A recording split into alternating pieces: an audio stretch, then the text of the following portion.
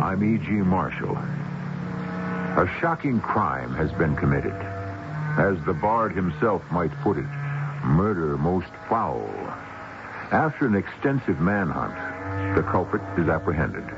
He turns out to be a quiet, almost meek family man who could very well be your neighbor. As a matter of fact, his neighbors are hard put to believe it. Him commit murder? Why, he isn't the type.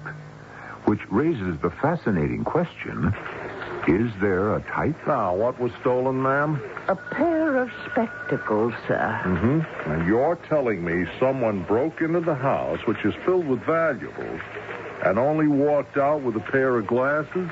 Yes, Lieutenant. And what are they worth, those glasses? $32. I see. But they must be worth more than that to the thief. Else why risk prison if he were caught?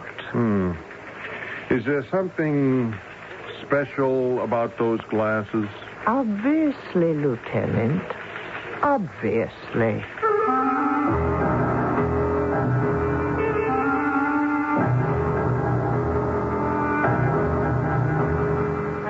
Our mystery drama, Cold Comfort, was written especially for the Mystery Theater by Sam Dan and stars Robert Dryden. I'll be back shortly with Act One.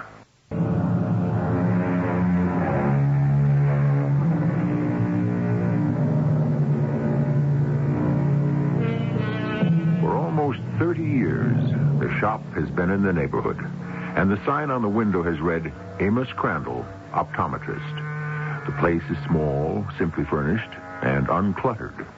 Amos, or Doc as he is called, knows practically everybody in the neighborhood, and practically everybody knows him. Doc doesn't say much, but he doesn't charge much either. He does a very nice job, and he's always there when you need him. But since the average person doesn't need him very often, most people don't know that. Yes? Are my glasses ready? You are Mr. Barstow. William Barstow. Oh, yes. Yes, Mr. Barstow. I have them right here. Won't you sit down? Thank you. Now, just slip these on. See if they're exactly right. Yes. Yes, indeed. Perfect. Does it fit all right? Oh, yes. I could say these are the best I've ever had. It just seems... Is it my imagination that this temple piece is a little bit thick? It's the pair you picked out. Yes. Well, as a matter of fact, it looks pretty good at that. I'm glad you like them. Yeah, let me write you out a check. I think I'll have another cup of coffee. Oh, you shouldn't have even had the first one.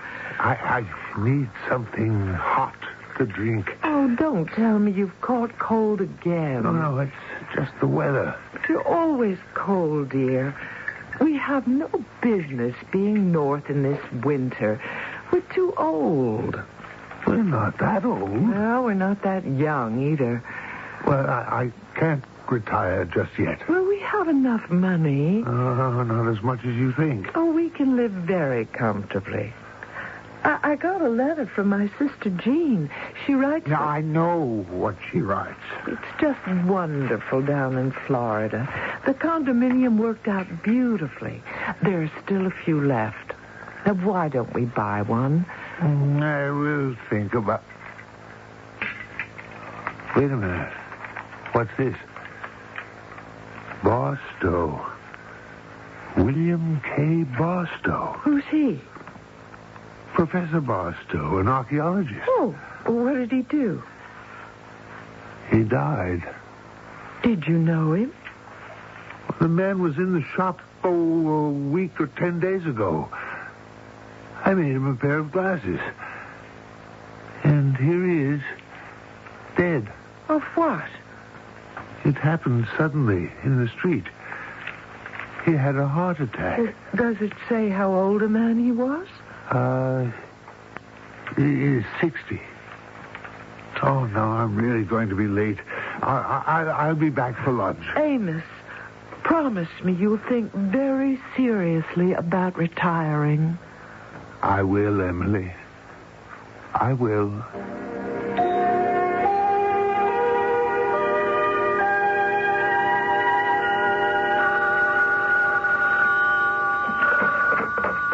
Yes? Who? Did he set up an appointment? Yes, okay. Tell him to come in. Yes, now what does he want? Mr. Trent? Yes, step inside, Amos. Close the door. Thank you. Sit down. Thank you. Now, what's the problem? The problem? Yes, let me have it. Well, there isn't a problem exactly. I mean, Mr. Trent, my wife wants me to retire. Retire? Yes, sir. Retire? Well, that's a new one. I never heard of anybody around here who ever retired. There comes a time. You reach a certain age. Oh, yes? Well, maybe. But I don't know of anybody in this organization that's lived long enough to reach it. I have. You? I got old, Mr. Trent. Old? Well, you're only 60. That's old. I guess I'm an old 60. I was a prisoner, you know. Yes, it was before my time. A POW. It was a bad winter. I nearly died. Amos, did you come here to tell me some war stories? They say it was the worst winter ever in Korea. The arthritis, the rheumatism, they never left me. I've been cold ever since. My wife knows I'm having a hard time, and so naturally she wants me to retire. To move down to Florida. That's what your wife wants you to do. But what do you want to do? Well, the truth is, I guess I do too. What do you think, Mr. Trent? I don't know. Maybe you think you can hand me a line like this so we'll offer you some more money. Oh, no, Mr. Trent. Well, we are being very generous as it is. Now, you have to admit that. Oh, yes, absolutely. And considering the fact that we wouldn't have to pay you anything at all if we didn't want to. Mr. Trent, I'm very tired. Amos, I am not the one who has to say. Who does? But you should know better than to ask. But the answer is somebody upstairs. See, I'm like you, Amos. Each of us can only go up one flight. You can climb up here, and I can go to the next landing. But will you do it for me? Will you ask? But sure I will, Amos. Don't worry about a thing.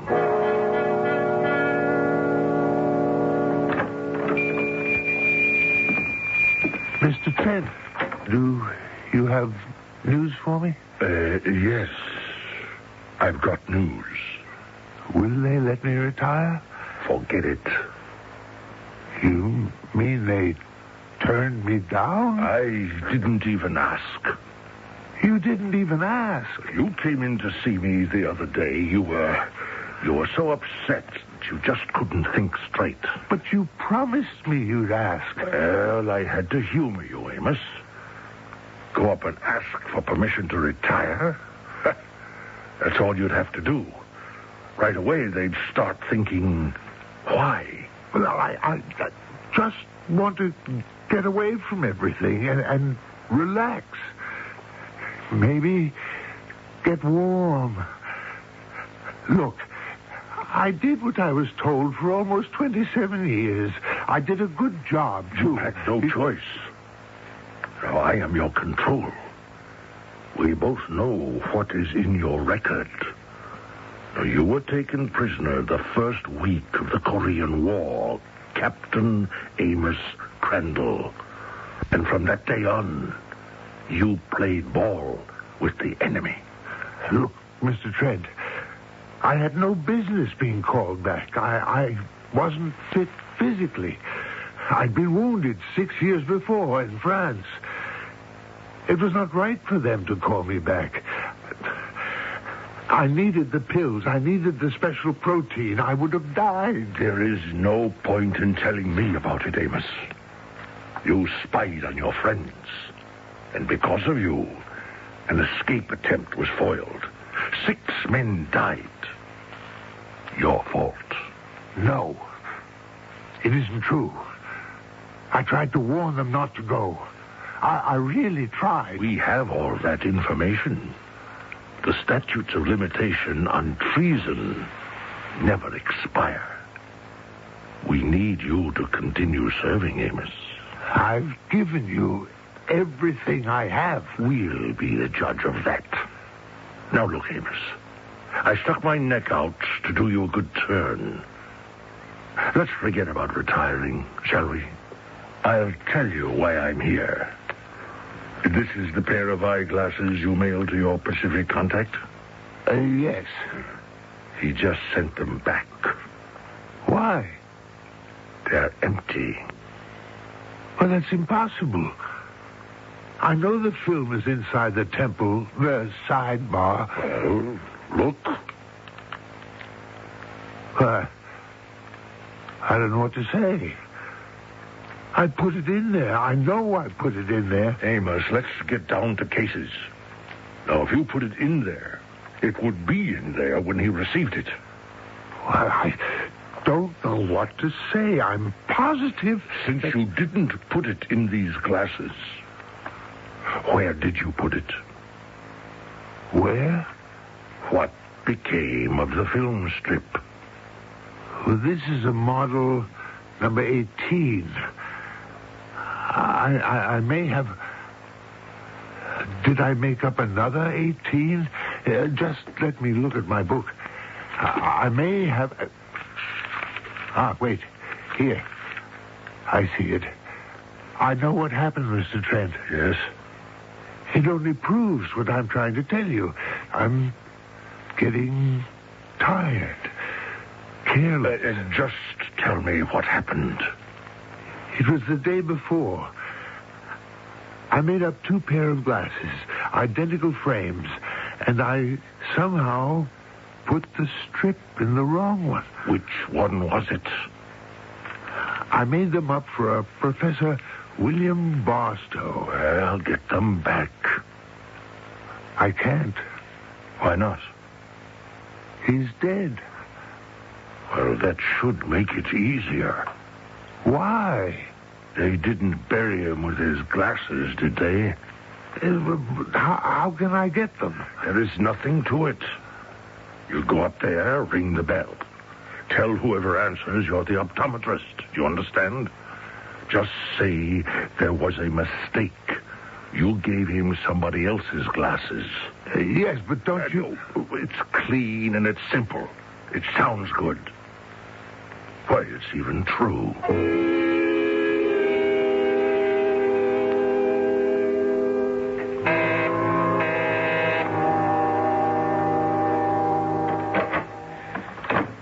Yes, what do you want? How do you do? My name is Crandall, Amos Crandall. I'm the optometrist. That is, I have my shop a few blocks from here. Well? About a week before he died, Professor Barstow had a pair of glasses made in my shop. And? You know the ones I mean? Yes, I know the ones you mean, the new ones. Well, would you happen to have them? And suppose I did? I would like you to give them back to me. You would? Why? Well, you see, they're the wrong ones. Are they? Yes. I gave Professor Barstow another gentleman's pair by mistake. Did you? Yes. I would like to have them back. And here are the ones intended for the professor in exchange. I know that he won't be able to use them. It's just that we have to keep these things straight. We do. Well, yes. May I have them? No. No. You may not have them. Good day to you. But, madam, Sir, if you don't leave the premises immediately, I shall telephone for the police.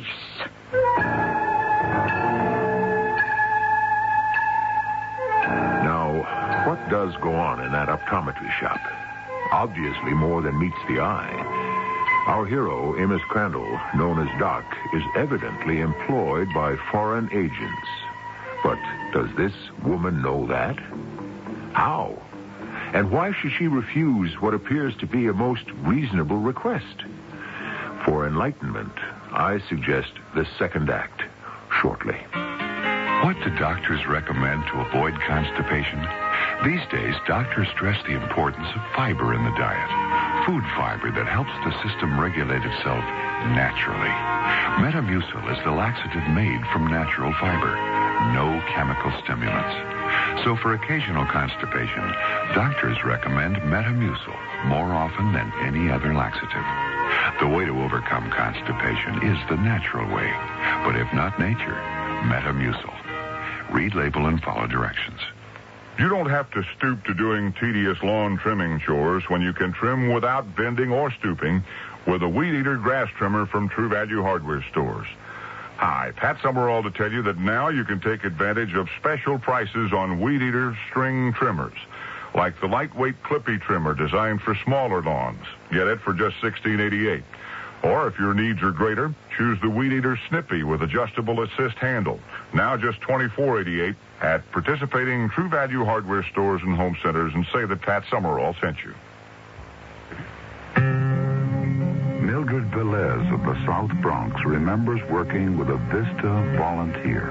One of the things that we did do is enter 3 abandoned buildings and start these cuts. This was done purely on a volunteer basis. There were no monies. There was only spirit and hope that it could be done. One of the buildings is ready to be opened in 2 weeks from now for people to start moving in. Somebody started something here, a contagious idea. That hopelessness is just a place, a perfect place for just giving up, or for rebuilding from the ground up.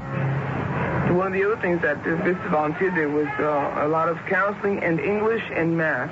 Some of the kids have obtained their high school diploma and now going to college, and I have to give the credit to the Vista Volunteer for doing that. Join Vista. It's a year that will last you forever.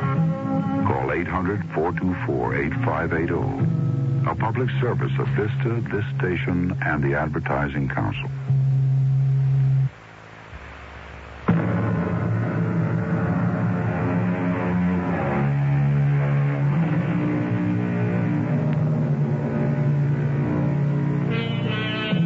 According to the ancient philosopher, the bravest may be those who have the clearest vision. Perhaps. Today, we can say that the clearest vision may be achieved by those who have the best-made spectacles. We are dealing here with a maker of eyeglasses, but evidently, he's not seeing things too clearly at the moment. I told you I would notify the police if you continued to make a nuisance of yourself. But, madam... Do not call me madam. I am Mrs. Maggie Traynor, the late Professor Barstow's housekeeper, rest his soul. What I'm trying to say is that I gave him the wrong glasses. I merely wish to exchange them, that's all. That's all? Absolutely. Sir, what is your game? My game? In the first place, you're lying. Now, why would I lie about a thing like this? You tell me. Why do you say I'm lying? You claim you furnished him with the incorrect pair of glasses. Yes, that's true. Well, how would you account for the fact that he came home that night with a spring in his step and a twinkle in his eye? Unusual for him, I would say. And so I inquired of him, "Professor, is this a holiday?" "No," he replied. Well, I pursued the matter further. "What is the cause for this rejoicing?" Do you know what he said to that? Do you? No. He said, "I have never seen things so clearly." "Have you had a revelation?" I asked. "No," he replied. "I have finally obtained a pair of decent spectacles." Well, now, sir, what do you say to that? Well, I'm only trying to tell you that... Yes, and you are trying very hard.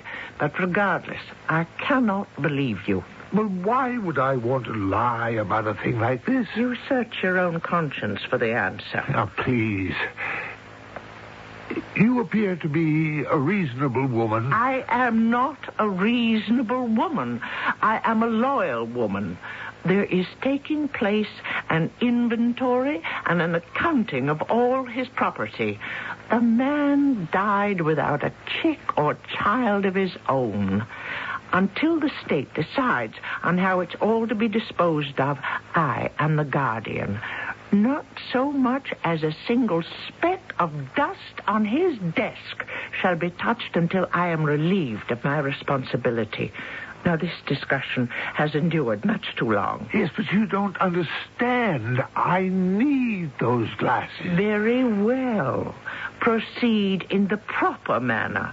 Present yourself at the Metropolitan Bank and Trust, which is the executor of the estate, and register your claim. But I am sure they'll consider your request, provided, of course, it's legitimate. Now, sir, I've taken up far too much of your time, haven't I? What do you mean she won't give you the glasses? She says go to the bank. On the face of it, Mr. Trent, it's a very legitimate position for her to take. Do you want me to go? No. But it's the only way. It isn't the only way. I don't understand. You don't have to. This doesn't concern you. I told you before, I'm getting too old for this. Don't say that, Amos. Nobody gets to be too old. Well, what can I do? I'll keep on being young, Amos. You must see the spot you'd be in if I had gone upstairs. First, you ask to retire, which starts all kinds of bells ringing. Second, a thing like this, well, people have been eliminated for less. Mr. Trent, you wouldn't do anything like that. In the ordinary way, we never do. Our hands are always clean, Amos. We just make sure certain documentation concerning your past activities is made public. Nature takes its course. Now, you wouldn't want that to happen, would you? What do you want me to do? Well, exactly what you're doing now, Amos. But do it better. What are you going to do about those glasses? I've already told you. It doesn't concern you.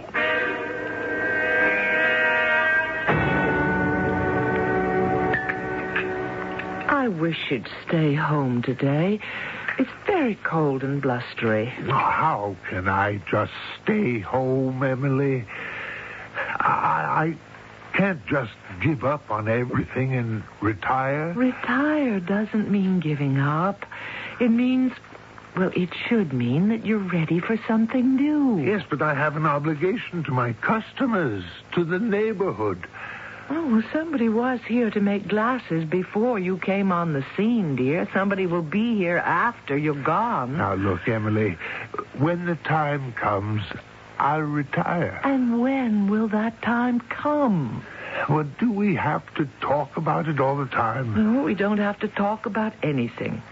I'll just read the comics. Emily. Oh, forget it. No. I just wish that... Oh, look, well, why is this name familiar? What name? Barstow. Oh, I remember. You made him a pair of glasses, and a little while later he died. Yes, but so what's in the paper? Well, it says here there was a robbery. His housekeeper, a Mrs. Maggie Traynor, reports that the place was entered last night while she was out visiting her sister. Was anything taken? Well, I would assume so. She's going over the list right now with the police.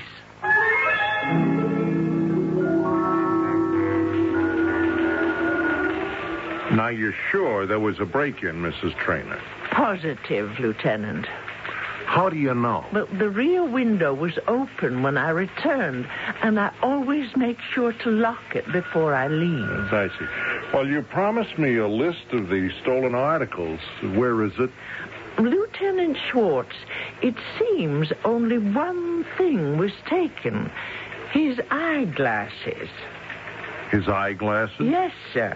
His brand new pair of eyeglasses. Well, were they of any special value? Made of gold, perhaps? Oh, no, sir. They were made of horn. Or is it some kind of plastic they use today? And that's all that was missing? Yes, Lieutenant. Mrs. Traynor, are you saying that a thief broke into the house last night, and of all the things he could have taken, and there are many valuable historical objects, he settled for a pair of ordinary eyeglasses? Oh, but these weren't ordinary glasses. No? No. Something's rather strange about those glasses, Lieutenant. The gentleman who made the glasses was here just the other day. He wanted the back. Why? Why don't you ask him?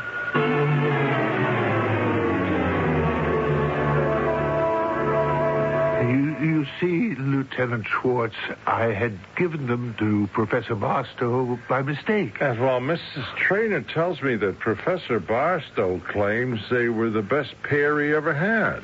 Well, that's possible, but they weren't his. I had made them for someone else. I didn't think she would make such an issue of it. Well, sorry I bothered you. I was only trying to straighten out a mistake. I'll make the other gentleman a new pair, Lieutenant. The money involved isn't worth fussing about. Yes. Well, I'll let you get back to work, Mr. Crandall. Beats me. Why would anyone want to risk a break and entry which can get him 7 years just to steal a pair of glasses? I wouldn't know. Anyhow, whatever it is, what can we do about it? Even if some nut for some crazy reason did steal them, how can you hope to recover a pair of ordinary eyeglasses?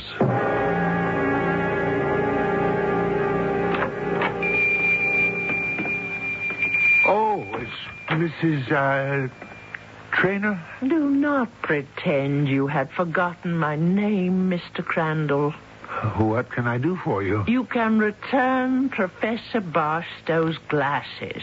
Now, where are the glasses?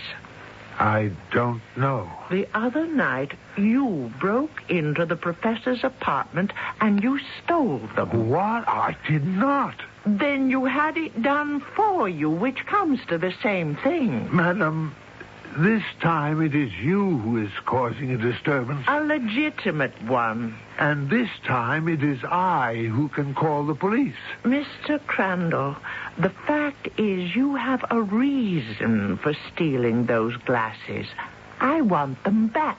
Mrs. Traynor, I give you my word I know nothing about it. Why is it so important for you to have those glasses? Please. What is your motive? Indeed, sir. Who are you? Who am I? Well, you see my name on the window. I will run this thing down, sir. I will go wherever it takes me. Depend on it.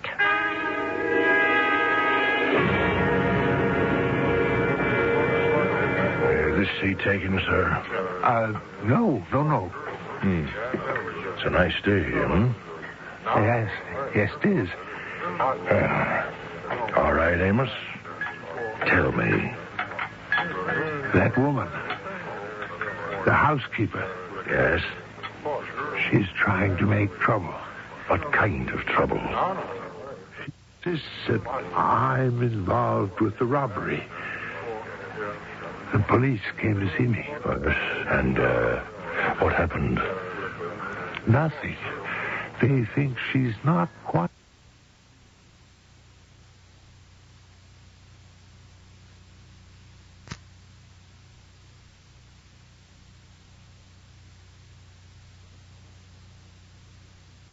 And she comes by almost every day. She accuses me.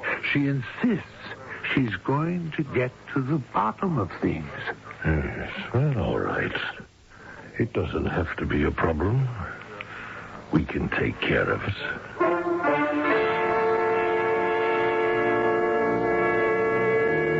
A most efficient gentleman, this Mr. Trent. When he decides to take care of a problem, we know it'll be done in a most effective way. However, there's always a first time for everything, and it usually occurs in the third act, which arrives here in just a few minutes.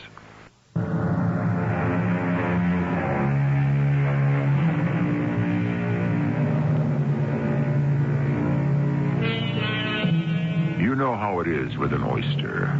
Man or nature introduces a grain of sand inside the shell, and the resultant irritation may produce a most lustrous pearl. We have something of the sort here. We have a very smooth espionage operation that's just humming along. And a woman named Mrs. Maggie Traynor is now about to become an irritant. What shall be produced here? Well, won't you come in and sit down, Mrs. Traynor? I'm sorry to say we haven't been able to find the glasses. Oh, bother the glasses. Who cares about the stupid glasses anyhow? But, Mrs. Traynor, I thought that I have been out doing your work for you, Lieutenant. Now, you pay attention. Why should Mr. Crandall be so desperate to recover those glasses? Mrs. Traynor, we must first establish that they were stolen to begin with. Ah, so the wind blows in that direction, does it? Well, I am sorry, but we have to accept that responsibility. Well, then accept this one. For the sake of an argument, assume I am sane. He is desperate, as I said, to get those glasses. Why? Now, Mrs. Traynor, you appear to be a woman of the world. And where will this approach lead us? Well, no, I appeal to your sophistication. Now, we have here a pair of spectacles worth at most $30 or $40, huh? $32.50 tax included. I have the bill. Well, then you prove my point. To the best of my knowledge, you haven't made one. Well, it is this. We have quite a bit of crime in the city. Oh, the understatement of the year. Now, people complain, and with justice, that there isn't enough of a police presence on the streets. Now, let's have a sense of proportion here. Well, would you rather I spend my time trying to unravel the mystery of a $32 pair of glasses, or that I should devote my efforts to more serious crime? Huh? How do we know how serious a crime this one may be? Oh, Mrs. Traynor. Who is Mr. Amos Crandall? What is he really doing? Chew on that question for a bit, Lieutenant. We shall discuss it further. Good day.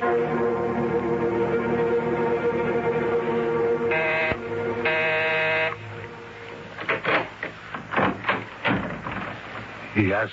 Mr. Cheswick, I'm a police officer. May I come in? I'm sorry. I won't take the chain off the door until you prove it. Well, here are my credentials. Are you from the local precinct? Yes. Oh, let me telephone them first and ascertain if indeed there is an I.W. Schwartz. I'm sorry, Lieutenant. One can't be too careful. The stories one hears. And besides, that there was a burglary in the building just recently. Well, how do you know? I read about it. Well, had you heard anything that night? I'm always hearing things in the night. Your neighbor across the hall, your late neighbor. Oh, yes. Professor Barstow. Yes. Splendid human being. Mrs. Traynor? Oh, the housekeeper. Yes. A splendid woman. In a physical way. Some days ago, a man rang her bell. Now, they had an argument in the hallway. Now, I wonder, being so close by, if you might have heard it. Oh, you can hear everything that goes on in this building. The walls are paper thin. Now, did the man sound excited or upset in any way at all? Oh, he sounded both. And in every way. Why, he made a stupid little mistake seem like a matter of life and death. What did he say? Well, it wasn't so much what he said. It was the way he said it. There was torment, despair. What word am I looking for? Agony in his voice. Agony? Exactly. Agony. I tell you, I'm still not fully recovered. Well, thank you very much, Mr. Cheswick. Oh, I'm happy to perform a citizen's duty.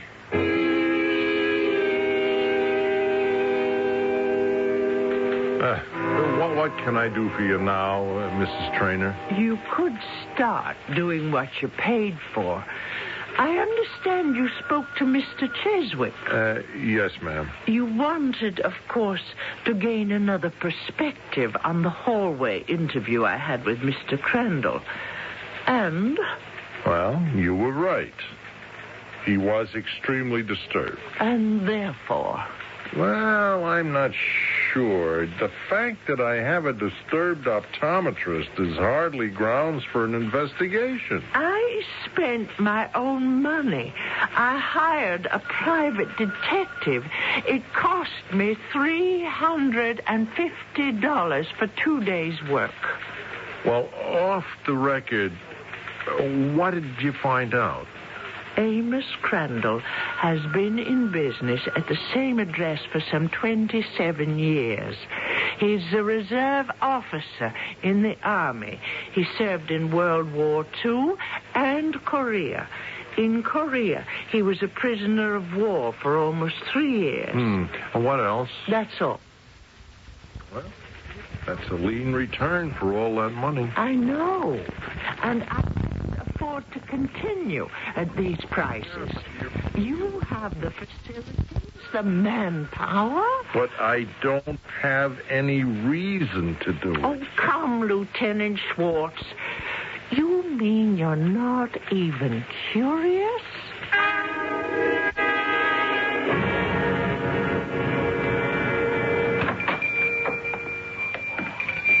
Oh, it's the police, Lieutenant. Yeah, Mr. Crandall. I was just passing by. I thought I'd drop in. Is there anything I can do for you? No, but I was wondering, is there anything I can do for you? What do you mean, Lieutenant? I'm not sure I know. Well, then why...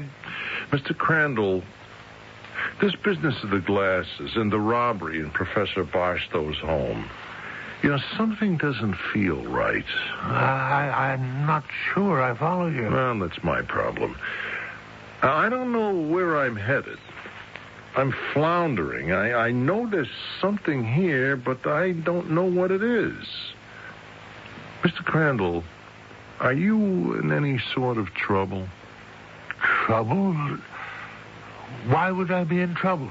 Oh, I don't know. All I'm saying is, if you are, I'd like to help you in any way that I can. I made a mistake, the kind of error that anyone could make who deals with the public, and I just don't know why it's been blown completely out of proportion. You don't? No, I don't. And that's the truth. Well, then I guess that'll just have to be the end of it.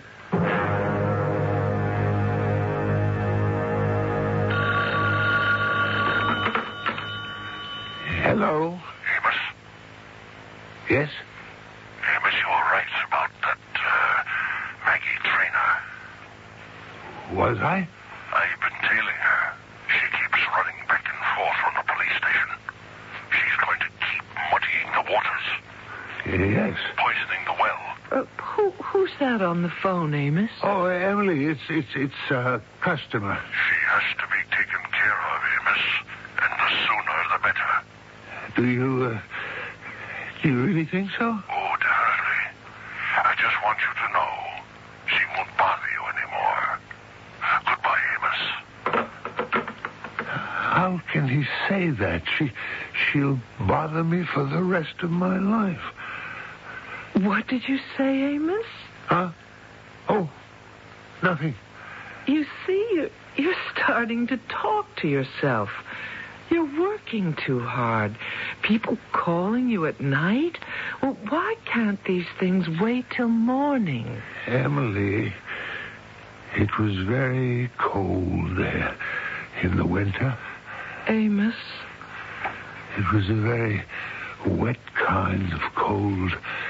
It would seep inside your bones. It would freeze the marrow. What are you talking, Amos? Well, it was a long time ago, but I remember every day, every hour, every minute.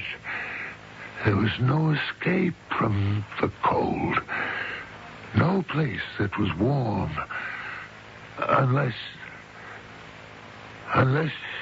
you were willing to do certain things, certain secret things. Do you understand, Emily? Do you understand? Yes. You have no idea what a man will do for a cup of hot soup. Weak, watery, tasteless, but hot. Well, that was the beginning. And I don't remember everything.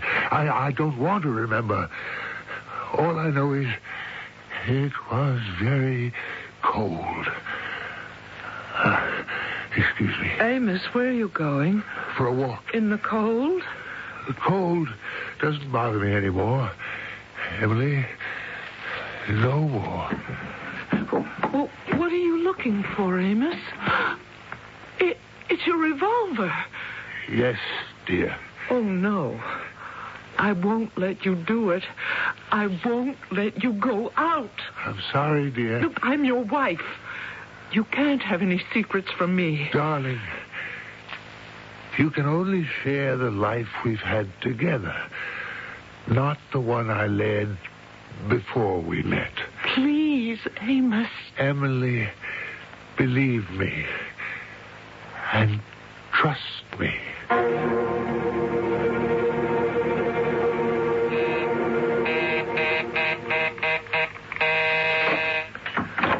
Oh, it's you. Please, let me in. Have you taken leave of your senses? Mrs. Traynor, listen. A man is coming here to kill you. What? Now, get inside, quickly. What is this fairy tale? Ah, it's true. Well, then why don't we call the police? I have to kill him myself. Well, what are you talking about, kill? The eyeglasses, it's tied in with things that you wouldn't understand. But it's dishonest. Oh, yes. How dishonest? About as dishonest as you can get. It has to do with helping the enemies of your country. Oh? And does it have to do with when you were a prisoner of war? Yes. I thought so. Did you perhaps collaborate with the enemy? Yes. I couldn't help it. Listen. He's here. He's climbing into the next room. Oh. Run. Where? Out the front door. Run, quick. But Now. Amos. Amos, it's you. Yes, Mr. Trent. Well, you didn't have to come, Amos. I said I was going to do it. I know. But I won't let you. You won't? You know what can happen to you. It doesn't matter anymore. I'm so cold all the time. So it's all over, Mr. Trent. If that's the way you want it, sure. The police are coming. Don't move. You think you can shoot me, Amos? If I have to. No, Amos, you can't. I can look in your eyes. You can't move. You're scared. Don't reach for your gun. Why not? You're not going to do anything about it.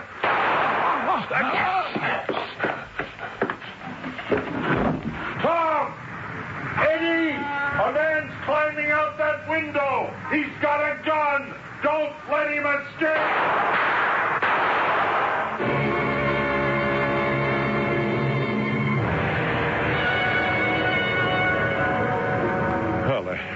Are you all right, Mrs. Trainer? Oh, yes. Yes, I'm fine. Thank you, Lieutenant. Well, thank you, Superintendent Mr. Cheswick here. My dear, I heard someone ringing your bell as if it were a call to judgment.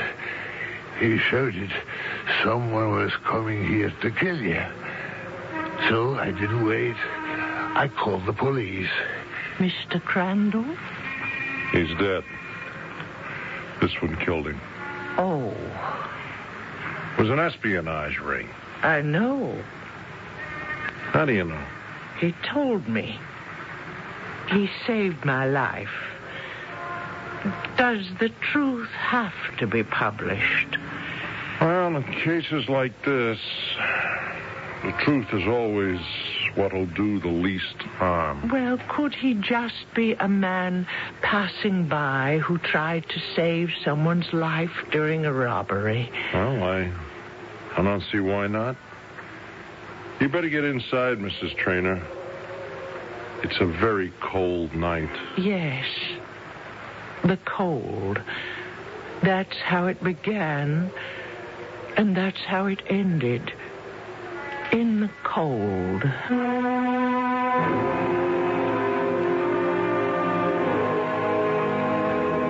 Cold, heat, hunger, thirst. We are a sophisticated society, more or less, and so we are prone to forget how these primal urges are the driving forces of mankind. We look for complex motives. Psychiatrists and sociologists go on for volumes on the twists and turns of the psyche. And yet, there are those who would destroy the world for a bowl of soup. Hi, I'm Julie Amato with a really good reason to see your White Westinghouse dealer right now. Big $25 or $50 factory cash refunds on top quality White Westinghouse appliances. Top and front load washers, frost-free refrigerators, dishwashers, and electric and gas ranges. The factory cash refund offer ends May 10th, so hurry into your White Westinghouse dealer today. Take advantage of great appliance values and get a big $25 or $50 factory cash refund. Now is the time to White Westinghouse your house. Got a special house? Get a special house paint with a very special offer. Buy 4 gallons of Olympic Overcoat and get another one free. Overcoat's the house paint that's tested tough to take on the weather, so it protects your home season after season. And now you can get 1 gallon free when you buy 4 gallons of any Olympic product, even the #1 selling stain. So hurry to your participating Olympic dealer today. Buy 4 gallons and get another one free. Special offer ends May 31st. Pause for a moment and listen to your shoes. They may need to be cat's pawed. Hey, stop! What do you think you're doing? We just need heels and soles. How could you throw us out in the street when we've been so good to you and your feet? New shoe prices out of sight? Look for the sign of the cat and make your tried and true shoes as good as new shoes with Cat's Paw heels and soles. Take us to the shop, come on and get us Cat's Paw. Hi, I'm Susan Anton. Fitness that feels good by day needs firmness that feels good by night. That's why you'll love the Serta Perfect Sleeper. Luxurious top comfort plus deep inner support. You get both with every perfect sleeper. So remember, be a perfect sleeper. Buy a perfect sleeper, perfect sleeper. Buy Serta. It's a healthy investment in yourself.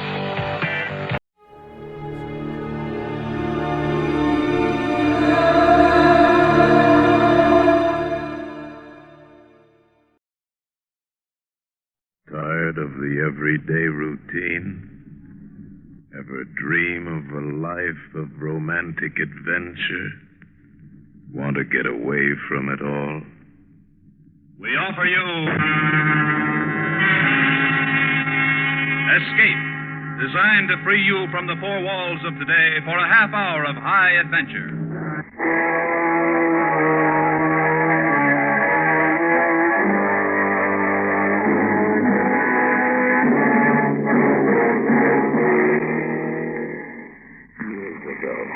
In a science fiction classic, Green Splotches.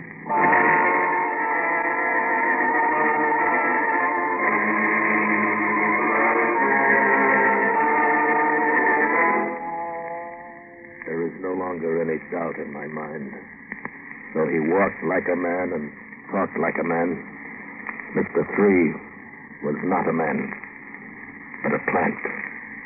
And his country, which he called one, is not to be found upon the earth. It is the only possible conclusion to make after what happened to us in the valley of the Infernal River.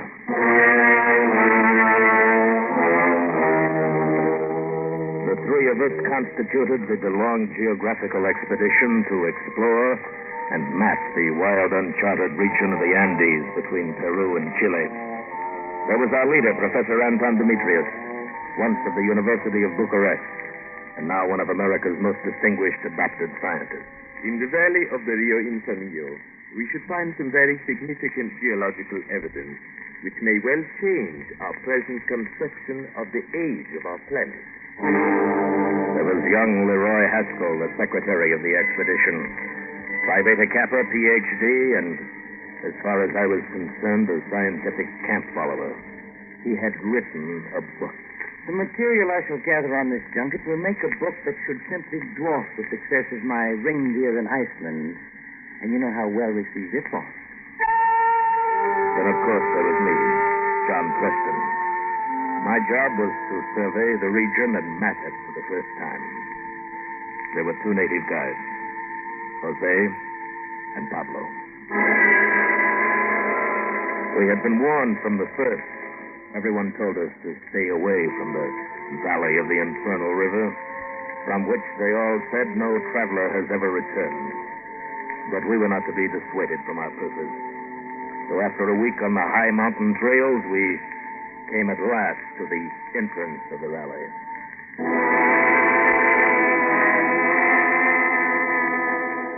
A chasm that could hold 10 Grand Canyons. A vast and forbidding valley. Black, dark brown, and deep gray. A horrible scar. The flesh of the earth burned to a crisp. And far, far below, the twisting gray shimmer of the Rio Infernio. This is the place, senor. The Valley del Rio Infernio. Do we start back now? We'll spend the next 60 days in this valley. There was no trail. The mules and pack llamas picked their way between boulders, ranging in size from a man's head to his house. Jose led the party, rifle at ready, alert for the slightest danger. The way was steep, pitching us forward against the pommels of our saddles, jostling and jouncing us. It would not be exact to say that I was frightened by this forbidding valley of desolation, but I was depressed by it as I rode along. I was lost in speculation about the warnings we had received when a rifle shot rang. What? Hey, man, there's something behind that rock. Jose had slipped from his saddle, his rifle barrel still smoking. Jose, come back here. But he had disappeared among the boulders, swiftly stalking an unseen prey. What was it, Pablo? Did you see? It was a man. Look, there they go. Down there between the rocks. Come on. We slipped from our mules and started down toward the spot where we had seen Jose running after a fleeting, yellowish figure. It is Jose. Hurry. But when we got there, all we found was Jose's gun. That was all, except a splotch of green liquid on the stone, and smaller splotches of green splashed on one boulder after another, leading off toward the river. We followed the trail of green splotches, but they dwindled out a quarter of a mile away. We searched for Jose all afternoon, but finally gave up. Toward sundown, pitched our camp near the rocks with the green splotches. While Pablo prepared the evening meal, Professor Demetrius finished a chemical analysis of the green stain. Well, gentlemen, this material is chlorophyll. Chlorophyll? Pure chlorophyll. The substance that makes all plants green. Where would chlorophyll come from in this godforsaken place where there aren't even any plants? That is a mystery we must set out to solve. Oh, look. Look, the moon's rising. Apropos of nothing. I like to watch the moon rise. I find it a source of inspiration. Source of inspiration. Sometimes that knuckle-headed secretary was more than I could bear. In the midst of the riddle of the chlorophyll, he seeks the inspiration of the rising moon. Nevertheless, a moment later, the professor and I also stepped out of the tent into the crisp evening air. Far down at the eastern end of the valley, the disk of the rising moon glimmered between two towering peaks. It looks whiter and more silvery in this latitude. He wears a cloud of mist like the veil of a bride. Does he now? Look here, Preston, just because you like the gift of imagery is no reason but... My God, look! The moon, the new moon, setting in the west. He was right. Low in the luminescent western sky was the thin, delicate crescent of the new moon. And to the east, the full moon, which we'd been watching, had disappeared. A phosphorescent mist still hung about the peak. And as we watched, it slowly faded away and left the valley of the infernal river in deepest blackness.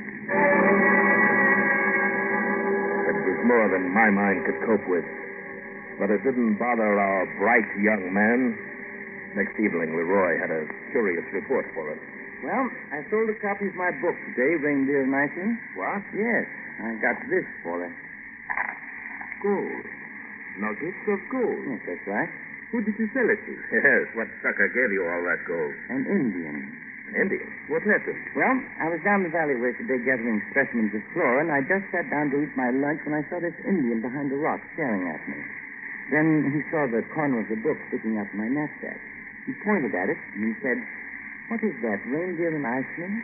I was surprised. And then he said just what I had been thinking. That book has a wider reputation than you imagine. I thought it'd be quite a gag to sell one of my books to a Peruvian Indian, so I went into a long spiel about what a really fine and useful book it is. That shouldn't have been difficult for you. It wasn't. I ended by telling him that he could have this valuable and excellent example of American literature for only $3.50. What is $3.50? He said. Have I got $3.50? I was just wondering about that, I said. Now, turn your pocket inside out and you'll see. He did. And a lot of pieces of metal spread on the ground. I took the gold nuggets and told him I'd include the other 4 copies I brought along. He's dropping back more for them. That's nice.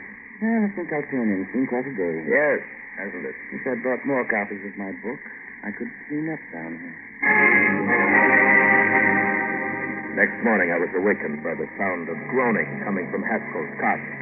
What I saw there awakened me with a start and yanked me to my feet. Professor Demetrius. Professor. John, what's the matter? Come here quickly, please. Something's wrong with Leroy. What is it? Look. Is that Leroy? Yes. Why, his hair is turned white. Overnight. Well, what in the world happened to him? I don't know. Here, Leroy. Come on, old boy, wake up. Come on, Leroy, wake up. Come on, fellow, wake up. Come on. What's the matter? Now, how do you feel? You hurt anywhere? Oh, my head aches and my leg burns. Where? Right here. Let me see. Here on my thigh. Oh, that's a pretty nasty inflammation. More like a third-degree burn. Right under your trousers pocket. Leroy. Yes. Did you carry that gold in this pocket yesterday? Why, yes. And where was it last night? I put it under my pillow for safekeeping. Yes, that accounts for it. That gold is poisoned in some way. Poisoned? What? Oh, no. What's the matter? Here in the mirror. Is that me? Question, did that stuff turn my hair white? Just tell me. Yes, my boy, it did. Oh, no. Look, there he is. I looked up. Standing in the entrance of the tent was an Indian with an enormous head and thickly painted face. He was wearing the usual white shirt and trousers of the cholo, and he was smiling a faint, ironic smile which made me dislike him intensely. The professor was first to recover from the shock of his appearance. Did you give our young man here some gold yesterday? I gave the young man some gold for some book. Did you know the gold was poisoned? Poison? How? Well, that's what we want you to tell us. I haven't any idea. What effect did it have? You can see for yourself. Is this the same young man? Yes, you nearly killed him. Oh, how interesting. It must be the effect of a metal I carried with the gold. I do not know what you call it in your language. Possibly you may never have heard of it. Here is some. Well, that's radium. Pure metallic radium. Yes, sir. More radium than is known to exist in the entire civilized world. And carried around casually in the pocket of an Indian. But I was burned by the gold. That's right, but the gold had become irradiated by this piece of radium, which I might add is worth several $1 million. You made a bad deal, Leroy. You should have taken the radium and let the gold alone. I wish I'd given the book away. Can't you gentlemen ever communicate with each other without using words and sentences? What? Huh? Suppose, Mr. Preston, you desire to communicate with Mr. Demetrius. Would you How do you know my name? Have we met somewhere before? I'm sure we have not. But when I paused, you talked your name. So naturally I knew it at once. Telepathy? I believe that's the ancient word for it. Mr. Preston, I perceive that you want to know my name. Well, I have a number. In my country, the citizens are numbered. I'm sure when your own countries become densely populated, you too will adopt a numerical nomenclature. What is your number? 1752-12,657,109-654. That might become a little hard to remember. Where do you come from, Mr. Reed? The name of my country is One, or Turk. I dare say each of you comes from a country which you call One. No, I see I am wrong. America? Romania. Very pretty name, but quite unscientific. Can you read our thoughts before we speak? Certainly. I take the language formed right out of your own mind and use them. If the creature has no language at all, one can see that he works out of the aluminum age, and that arose from the prehistoric steel age. A very heavy, clumsy metal, I have heard archaeologists say. Oh, breakfast, Pablo. Good. Set it up on the table there. Senor Preston, he is the one. What's that? That man there, he murdered Jose. What? Everything he has on is Jose. He wears Jose's clothes and his shoes. On his finger is Jose's silver ring. I know it. I saw him that day when Jose disappeared. Are you sure, Pablo? Sí, ciertamente. Pablo is quite right, gentlemen. You admit that you killed Jose? Oh, yes. You realize, Mr. Street, that your confession will place you in jeopardy of the law. Oh, then you do have laws in your country. Why, naturally. Pablo, take that rope there and tie Mr. Street to that chair. Si, senor. You may consider yourself under arrest, sir. Give Pablo a hand, Leroy. Time to kill him. It will be a pleasure. We will have to carry him before a magistrate. That is most inconvenient. Professor Demetrius, you have studied physiology? Yes. And perhaps vivisection? Yes. Then why all this fuss about the killing of a lower animal for scientific ends? A lower animal? Mr. Three, we are all human beings. Granted, Jose did not have the intelligence or culture such as we have. Nevertheless, he was a human being. Senor Press, the pack animals, they've broken out of the corral.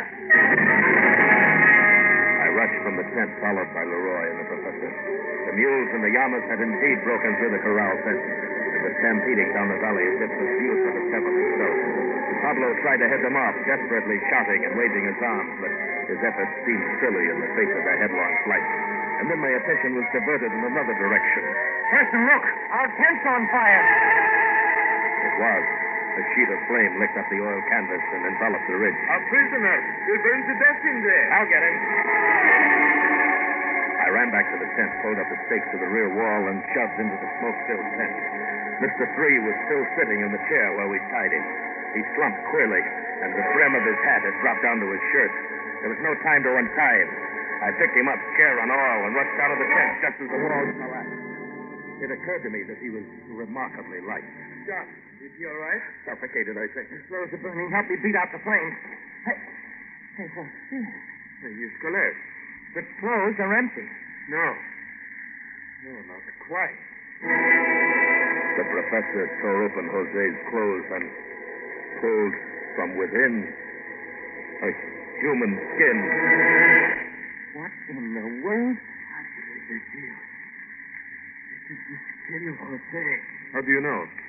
See, there on his arm.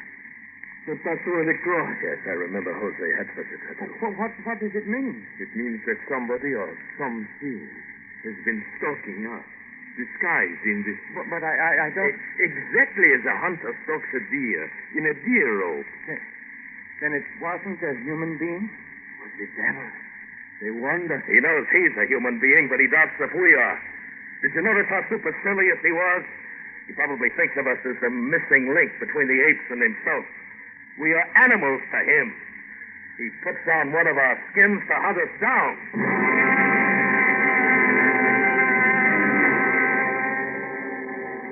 As we stood in the merciless sunshine in that black valley of hell, we were four frightened men, powerless to combat the kind of magic or witchcraft or super science which opposed it. And then I noticed a strange thing. A rabbit broke from behind a boulder and dashed between our feet, scampering down the valley toward the river. I looked up and saw Vicuna leaping from boulder to boulder, and there, slipping between the rocks, was a panther. Suddenly, the whole valley seemed alive with flying animals, all rushing headlong toward the river. Rats, haddock, civet, and finally a huge Yucamare, the great black bear of the Andes, lumbered by so close to us we had to jump out of his way. But he paid us no heed. He was too intent on following the others toward the river. Now, what in the world? Look, up the valley, hopping from rock to rock. What are they? They look like yellow fleas from here. Whatever they are, they must be what stampeded our pack animals. It is the devil driving all the animals into hell. Look again, Pablo. They're getting bigger. They look like men to me. Yellow men, with the agility of mountain goats. As the strange hopping figures approached, we could see that they carried some kind of short metal rod that flashed in the sun. The closer they came, the more animals rushed by us. Devil or no devil, it was too much for Pablo. As a beautiful speckled deer came into view, Pablo raised his rifle. Don't shoot. There must be no holes in the skin. We swirled around. Behind us on a large boulder stood Mr. Three. He was naked, having shed Jose's skin. His face still carried the red paint of his Indian masquerade, but the rest of his body was a soft yellow, like a ripe peach. His feet were disagreeably small, which accounted for the ease with which he escaped our ropes. In his hand, he carried a small metal rod. I must apologize for setting fire to your tent, gentlemen. It was quite accidental. I did it with this focusing rod as I slipped out of your rope. Focusing rod? Yes. What does it focus? Radio power. Why, that is the most compact transmitter I've ever seen. It's really quite primitive. I imagine it came into use among thinking creatures along with fire, the keystone of the arts, and the remote-controlled rocket. They were all important additions to human knowledge, but their discoverers and the dates of their discovery are lost in prehistoric eras. You men will follow the rest of the quarry to the river. Everyone must go. What did you say? Follow the rest of the animals to the river. Be quick about it. Now look here, Three. We'll do as we please. Why should we go? So our commander can select specimens to carry to the land of one. Oh, I see. He wishes our scientific advice on the selection of animals. Your advice? You bunch of idiots. He's going to select one of you as a specimen to carry to one. Now get along. I don't want to have to use force. You won't get us any other way. Take cover, men. The four of us threw ourselves behind the boulders. Mr. Three didn't move. He still stood on top of his rock a dozen feet away. I raised my rifle, got his huge, ugly head in my sights, and squeezed the trigger. But the gun never fired. And suddenly my arms and legs were contorted in painful spasms. My body stiffened, and it seemed as though my brain were on fire. When I opened my eyes, I was flat on the ground, and so were my companions. I think that you are convinced now of the futility of opposition. So we stroll together in the direction of the river. You realize that you're creating an international incident. The United States of America does not stand for such treatment of its citizens. You better think twice. This thing can get out of hand. It may even become a matter for the consideration of the United Nations, and it can certainly lead to war. Indeed. That should be interesting. Professor, you creatures really represent a scientific body? Why, of course we do. The DeLong Institution. How quaint. And I'd like to have some things explained. I'd be very happy to oblige if I can. Oh, yes, I perceive your questions. We are here to extract radium from the pitch blende in this valley. We do this with a portable furnace. The strange lights you saw in the evenings occurred when we moved our furnace from place to place.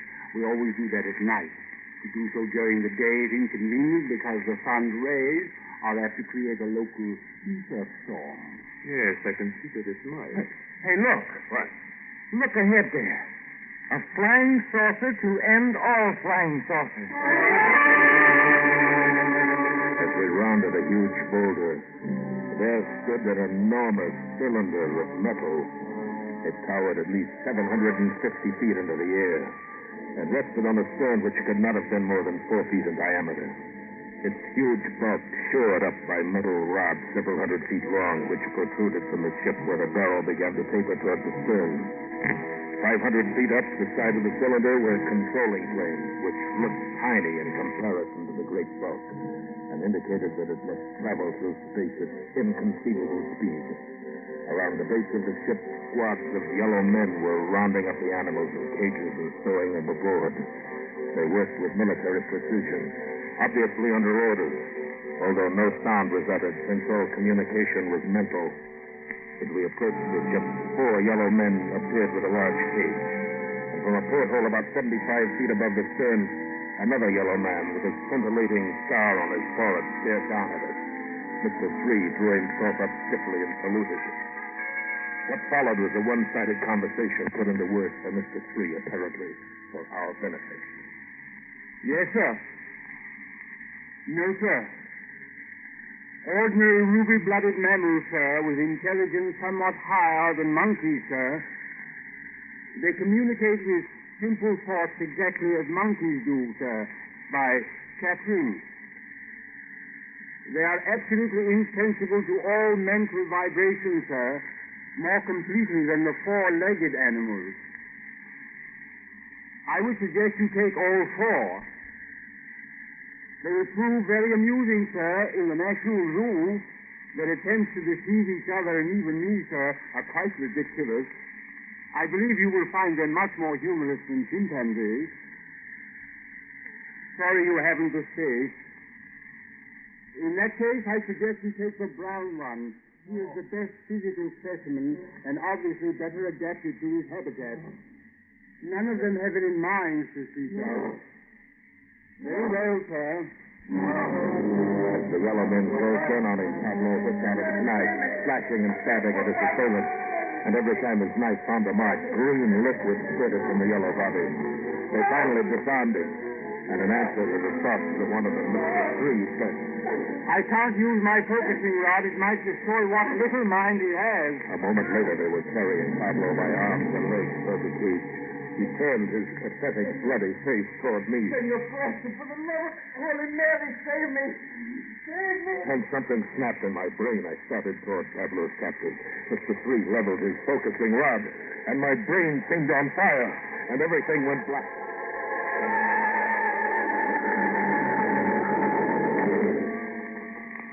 When I came to, the yellow men had vanished. The spaceship stood poised in the light of the setting sun. Their ports and hatches closed. The professor and Leroy were leaning over me. John, are you all right, John? I guess so. That jolt he gave you must have been a nasty. Rather like the electric chair I had. Where's it going? From the stern of the spaceship, a luminous gas seemed to boil out in whirls of furious brightness. The returning rods were cast off, and the huge cylinder shot straight up through the air at a precision.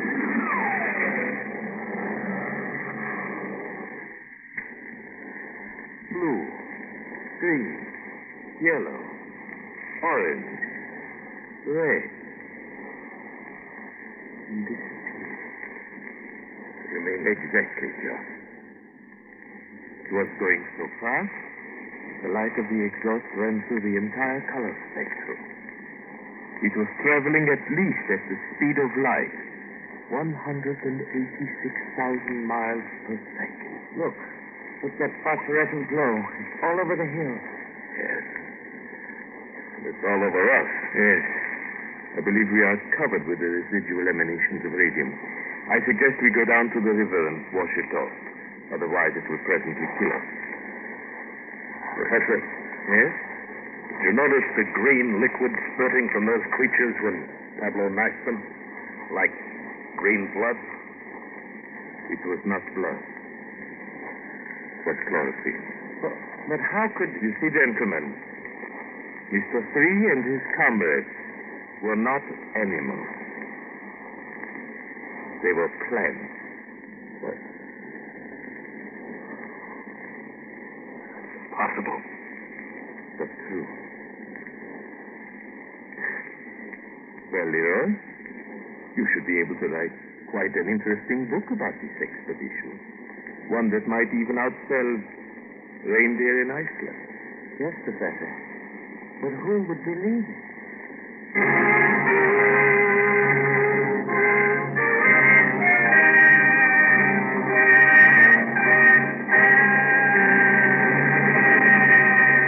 Escape is produced and directed by William N. Robeson. Tonight we have presented Green Splotches, written in 1920 by T.S. Stribling and modernized and adapted for radio by Mr. Robeson. Featured in the cast were Bill Conrad as Preston and Paul Frees as Professor Demetrius. Also heard were Ted DeCorsia, Harry Bartell, Barton Yarborough, and Jay Novello. Special music was arranged and conducted by Del Castillo. Next week... You're trapped on a lost plateau in the shadowy depths of the Grand Canyon. At your feet lies a fortune in ancient gold, and beside you, holding a gun at your head, is a half-crazed Indian from whom there is no escape. Next week, we escape with the story of a man who faced the murderous fanaticism of an ancient tribe to recover a fabulous treasure in golden relics, as Paul Pierce tells it in Grand Canyon Suite. Goodbye, then, until the same time next week, when once again we offer you Escape.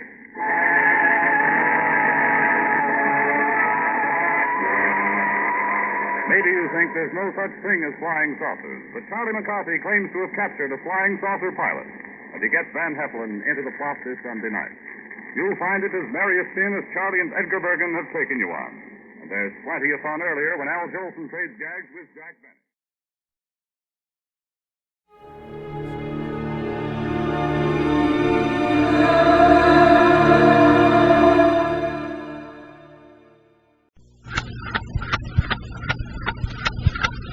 The CBS Radio Mystery Theater presents...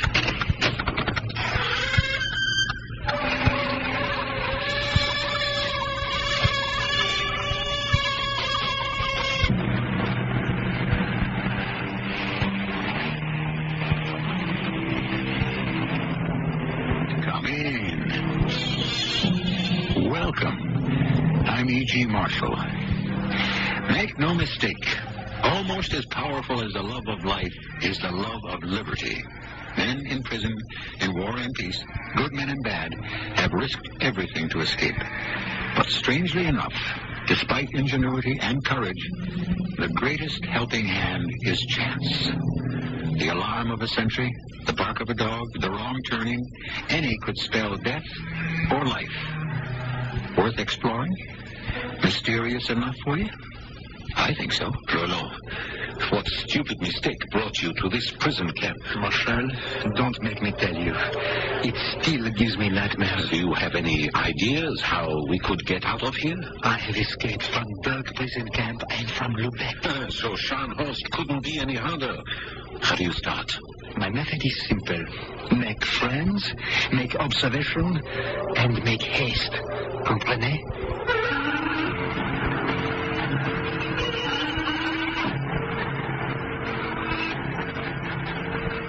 Our mystery drama, Breakout, was written especially for the Mystery Theater by James Agate Jr. and stars Paul Hecht and Bob Caliban. I'll be back shortly with Act One. Start your mornings with a double dose of laughter on CBS television, beginning with The Jeffersons. Here I've been through some hard times together, and there's another woman in this world who will stick by me the way she has. You ain't lying. The laughs continue with us.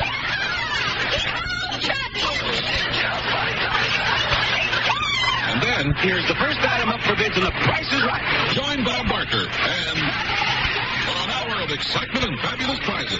It's The Jeffersons, Alice, and The Price is Right. Weekdays on CBS television.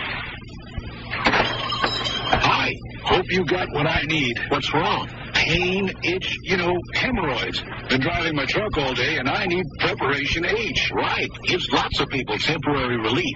Its special ingredients relieve pain and itch flare-ups. Helps shrink swelling of inflamed hemorrhoidal tissue. That's real medicine. I'll take ointment and suppositories.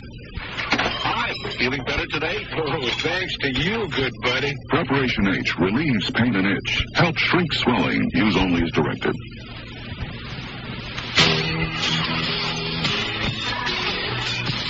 Person to person, heart to heart. Together we can move the world if we each do our part by helping care for the children, to nourish and to heal those in need.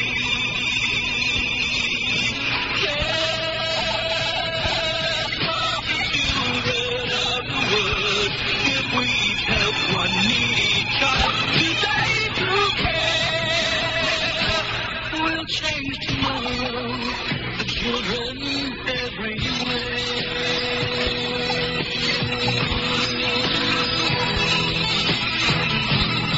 Please send your check or money order to Care, Box 576, New York 10156, or local care office.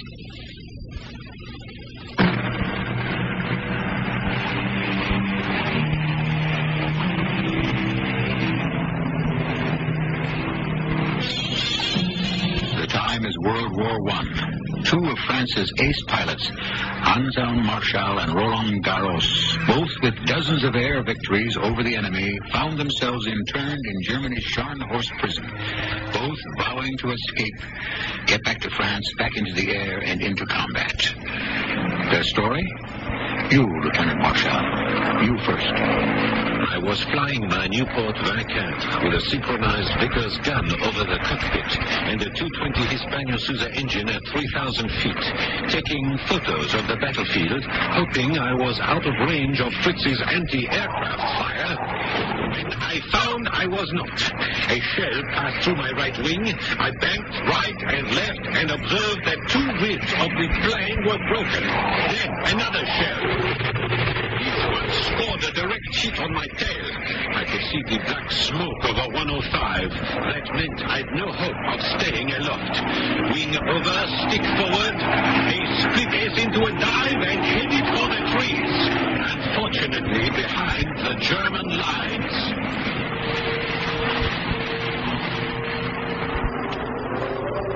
And that, my dear Roland, is how I am prisoner here in Scharnhorst once again. And what stupidity brought you here, mon ami? Don't make me tell you, Marshal. It still gives me nightmares. Besides, do you really want to know? No. What I really wish to know is what idea have you to get us out of here? Let me see. I've broken out of Berg prison and out of Lubeck. So how could Scharnhorst be any harder? My method is simple. Make friends, make observation, and make haste. Each of us every day on the lookout. And at night, we compare notes. Make friends, eh? There is a Russian prisoner here. Nikolai someone. He didn't tell me his last name. He's been here a long time. Yesterday he winked at me and whispered he knows a way out. Why hasn't he escaped then? Good question. But he didn't tell me. Don't be too sure this Nikolai will help a Frenchman. Russians have never forgiven us for Napoleon. What is it, Nikolai? I saw you motioning to me in the yard. You wish to show me something in this corridor? To begin, Lieutenant Marshal, I have admired your exploits as pilot for the whole war. You've been in Scharnhorst here for the whole war? Bad luck, yes. Lieutenant, stand here with me in front of this door until the guard goes around the corner. Good, he's gone. Look, I have keys for door. A storeroom. I open.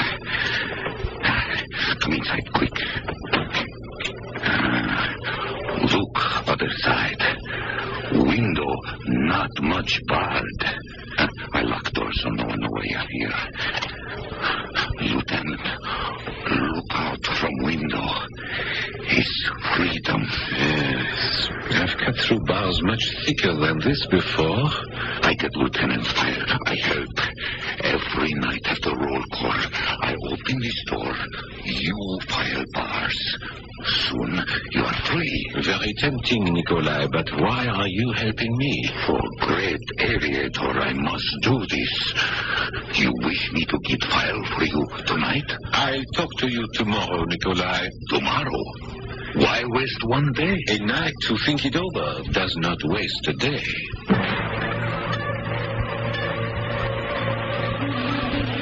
That Russian.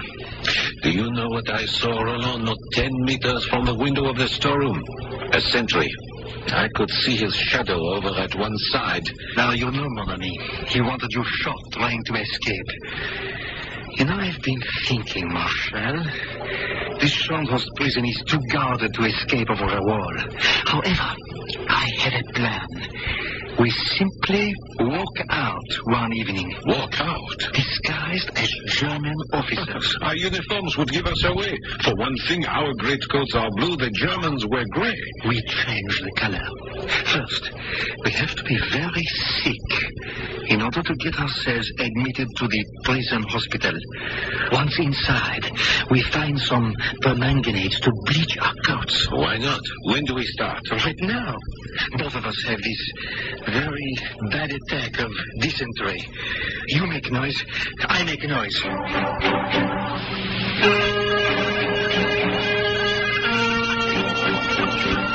Success. We stayed in the hospital a few days. When we were cured of dysentery, we took with us enough permanganate of potash to bleach a battalion. Then we made a strong solution, dumped in the coats, which we soaked and scrubbed until our French blue coats became German gray. Then we made buttons out of wood, painted them greenish bronze, and sewed them on. Now, where's the needle and thread? Yes, here. What are you doing? I am making German officers' caps. You see, first I cut the cardboard to make a frame, and then I had better measure your head for yours, Oberleutnant. Caps. I am proud of our cleverness. Yes, and all I need is some cloth to cover the caps, and in the front, a kind of metal insignia that they wear. It won't be so easy. Yes, tonight, after roll call, you and I will take a little walk and make a search for cloth. We'll also look for some metal and something out of which we could carve what looks like a saber for each of us. You're forgetting something. I am? If we're German officers of rank, we should have a wide red stripe around the cap. Yes. How about red flannel? Yes. Like our colonel wears. You're not going to take the colonel's red flannel underwear from him? No, oh no, I wouldn't be so cruel. The colonel is going to give it to me gladly.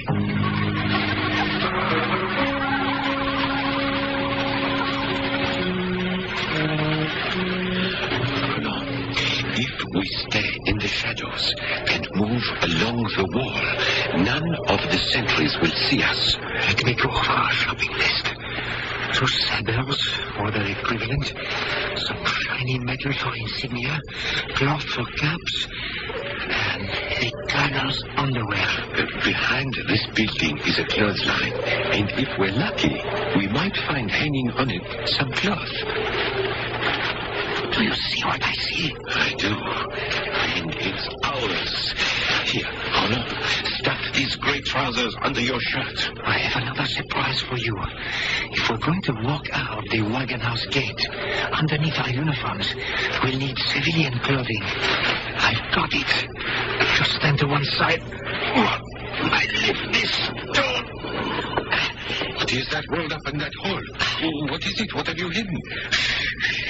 Civilian clothing, I told you. Put the stone back. 2 suits and a felt hat. You've carried all that from Burg to Lübeck to Scharnhorst? Somebody had to think of these things. Now, where do we go? We keep moving alongside this building. Stop. You can just walk by that window. Somebody might be inside there and see you. The lights are on. It's the German officer's mess. Hold on. Take a good look at those tables in there. What do you see? Very nice china and napkins. And on the tables, beautiful silverware, huh? Look at the elaborate design, particularly the knives. Of course. The handles of those knives would look perfect on our officers' caps. Shall we go in through this window? Certainly not. Through the door. Too bad. The outside door is locked. We'll have to try opening the window. And it opens. Now, when I get inside, I'll take 2 knives and anything else I think might be useful. Roland, keep watch. Oui. Here I go.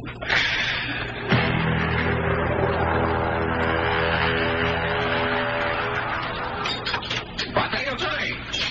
Who are you? Ancien Marshal, French Air Force, mon colonel. Look here, I thought you were here. What are you doing in our mess hall at this time of night? Mon colonel, there is danger. Danger? What danger? Mon colonel, you may know I have just recovered from a severe case of dysentery. The doctor told me it is everywhere in Scharnhorst. I was just examining the napkins to see if there were germs. one can see dysentery, John? I was looking to see how recently the napkins were washed. Are you sure? Take the matter of one's own underwear, mon colonel. Within 48 hours of putting on underwear which has been laundered in the prison, dysentery strikes. Sir, I'm going to my quarters, examine my underclothing, and bring them to you. You go to your quarters immediately, Lieutenant. I shall be there directly. Mon colonel, room number 7. Bring your underclothing. I will be happy to take care of it. Back we ran to our quarters with 2 knives, 2 barrel staves, and a pair of grey trousers. Minutes later, the colonel came in with his red flannel underwear, which we cut into red ribbons for the officers' caps, sewed on the grey cloth, the knife handles, and carved the staves into sabres, staining them with black shoe polish. The work of one night. But it took over a month before we managed to forge identity papers with false names. By February the 14th, Roland Garros and I were dressed in our imitation uniforms and ready to leave. Achtung! Herr Marshal, stand at attention when your general speaks to you. That is the most unbelieving German accent I've ever heard, Roland. Now, I am going to be the colonel. I'm fluent in German, and the less you say, Roland, the better. Now, I will call you Oberleutnant. That suits me. I was only trying to help. Yes. Now, there are 3 sentries one has to pass at the Wagenhaus gate. We have to be out of Scharnhorst, rid of our uniforms, and at the Magdeburg station in time to catch the 6:30 train. Marshal, your coat fits you like a glove. Well, it should. It's my own. Bleached, but still my own. Yours doesn't fit so well, Roland. You seem to have put on weight. What time is it? 5:30. Shall we go? It's just starting to get dark. Where are the suits we are going to wear as civilians? I'm wearing both of them under my coat. That's why I look so fat. Your sabers strapped tightly? Oui. And our papers. You have yours? I have mine. I hope they work. And Roland, remember, I do the talking.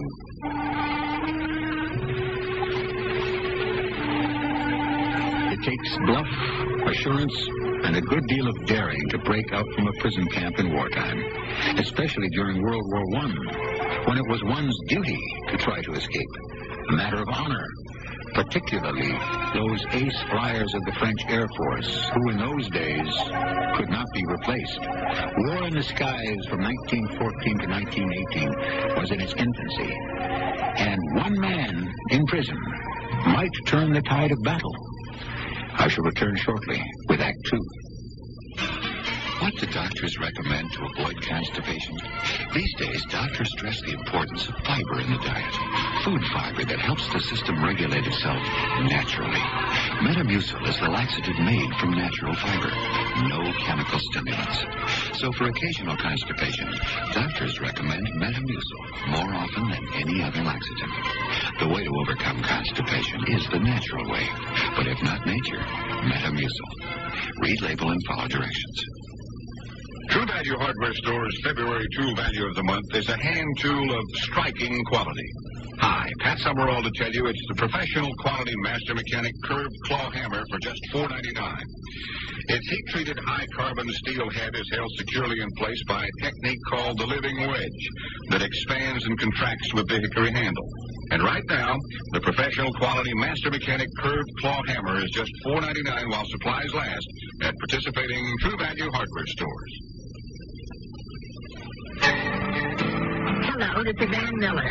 As I am speaking, intensive research is going on from coast to coast. Research sponsored by the March of Dimes in its fight against birth defects. A doctor in San Diego asked why women who smoke during pregnancy have more low birth weight babies. Also, a young woman researcher in North Carolina probed the genetic factors and disorders involving cholesterol. A Colorado scientist seeks the prevention of fetal growth retardation by studying how hormones act in the uterus. And this is only a small part of the scientific research being done by March of Dimes grantee agencies who received over $9 million last year to probe birth defects, causes, and prevention. It is a long and very difficult road, but it is a road that must be traveled to ensure our next generation's good health. So please give to the March of Dimes to make the road a little smoother, that goal, good health for all, a little nearer. Thank you.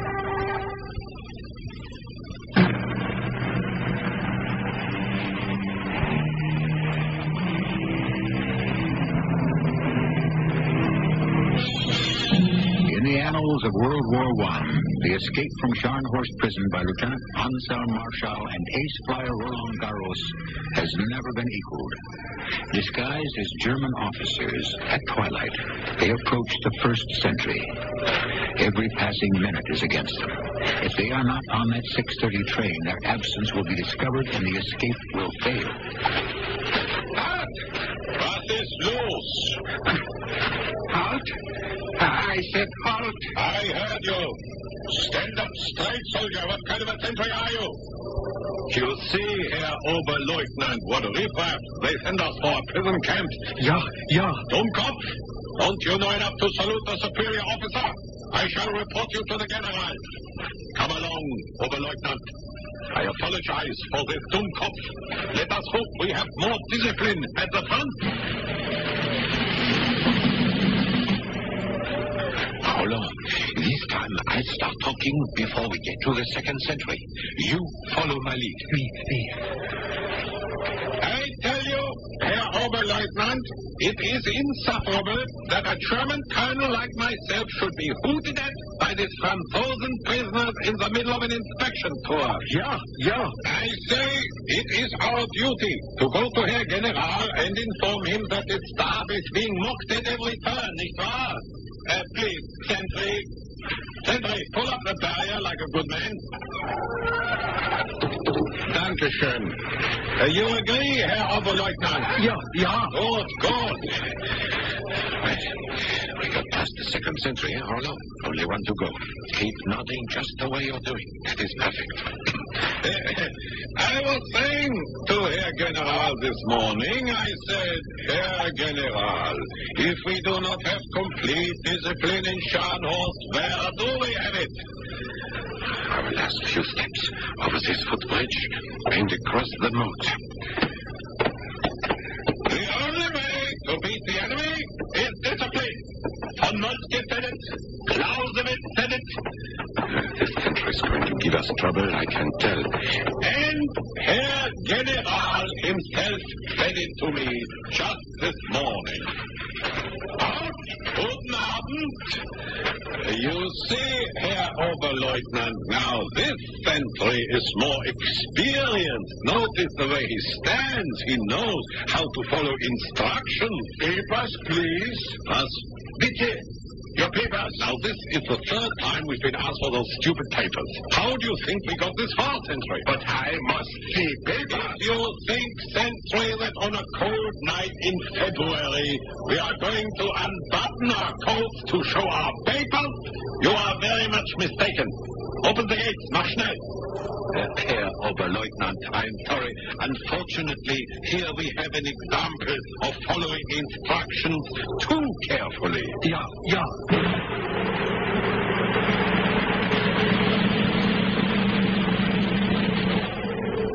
Oh, it's cold. I hope no one can see us standing here by the railroad tracks.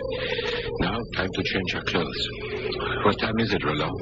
We have 15 minutes before the train leaves Magdeburg. What a night to get undressed. I'm happy to get out of this uniform, useful as it was, and end my brief career in a German army. Oui. Sabers, caps, coats, everything. Roll them up together. See if we can find a good place to hide them. There's a drain under the tracks. I can stuff them in there. Oh, Marty, it's cold. You weren't so stupid to wear both civilian suits, Roland. Here, let me have mine. I hope it fits. I have found a gap for you. No, give me the hat. Charmy, try to remember who brought the civilian clothing in the first place. You're no longer our German colonel giving orders. You're right, Roland. You are right. What are you doing? Putting my ear to the tracks. No, nothing yet. The train must be late. There. And how do I look, Roland? You were more impressive as a German colonel. Thank you. I like your outfit, like a typical German peasant. Eh bien, shall we stroll to the Magdeburg station?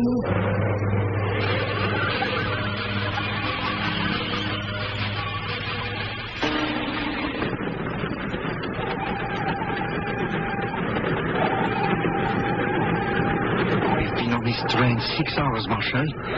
When do we reach Cologne? I'm not sure. I hope we're going in the right direction. The train's stopping. I cannot see a thing out the window. Oh, yes, I do. So many reflectors. I beg your pardon. Does this happen often, the train stopping like this? Only try. Police, let's jump it while there's time.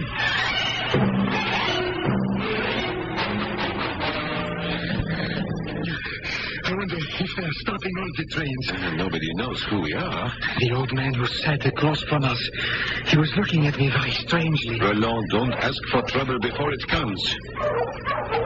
And those dogs, is that imagination also? You're right, they're after us. We are two very well-known French flyers. The Germans would do anything to keep us from getting back into the air. Down below there. You see that farmhouse? Shall we head for it? You'll be asleep. We could go hide in the barn. We haven't much choice. The dogs are getting closer. Wait, someone has just lit a candle in the house. They're opening the door. It's a woman. She's standing there, looking out. I trust a woman. Let's run for the house.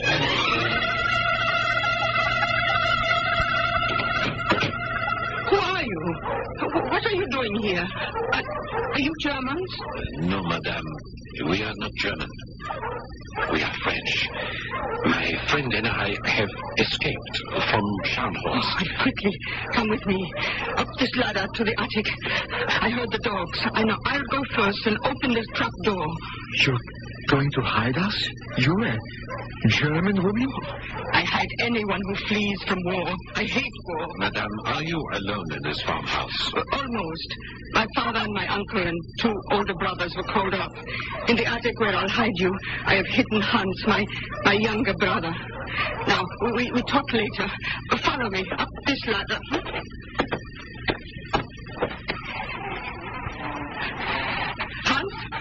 Hans, it's me, Renata. Wake up. Hans, hold the trap door open. I'm bringing some friends. We shall wait up here in the attic until they have given up and taken the dogs away. Won't they come to your farmhouse? No. If it's the police from our town, they know about Hans, so they let us alone. Your brother doesn't seem a child. He is afraid. He will talk when he knows you better. You see, he is not very well, but he is good with animals. When they came to draft him into the army, I hid him here in the attic. He has been here through the whole war? For 4 years. Since the Kaiser, since Germany declared war. But, madame, we are your enemy. We are French. And you cannot understand why I hide you from my own people. No, I cannot. My country went to war against you. You are only defending yourselves. Now, we will talk later. The dogs have gone. Now, you must both be hungry. Hans, I'm taking my two friends down to the kitchen to give them some food. Now, you go back to sleep. All right?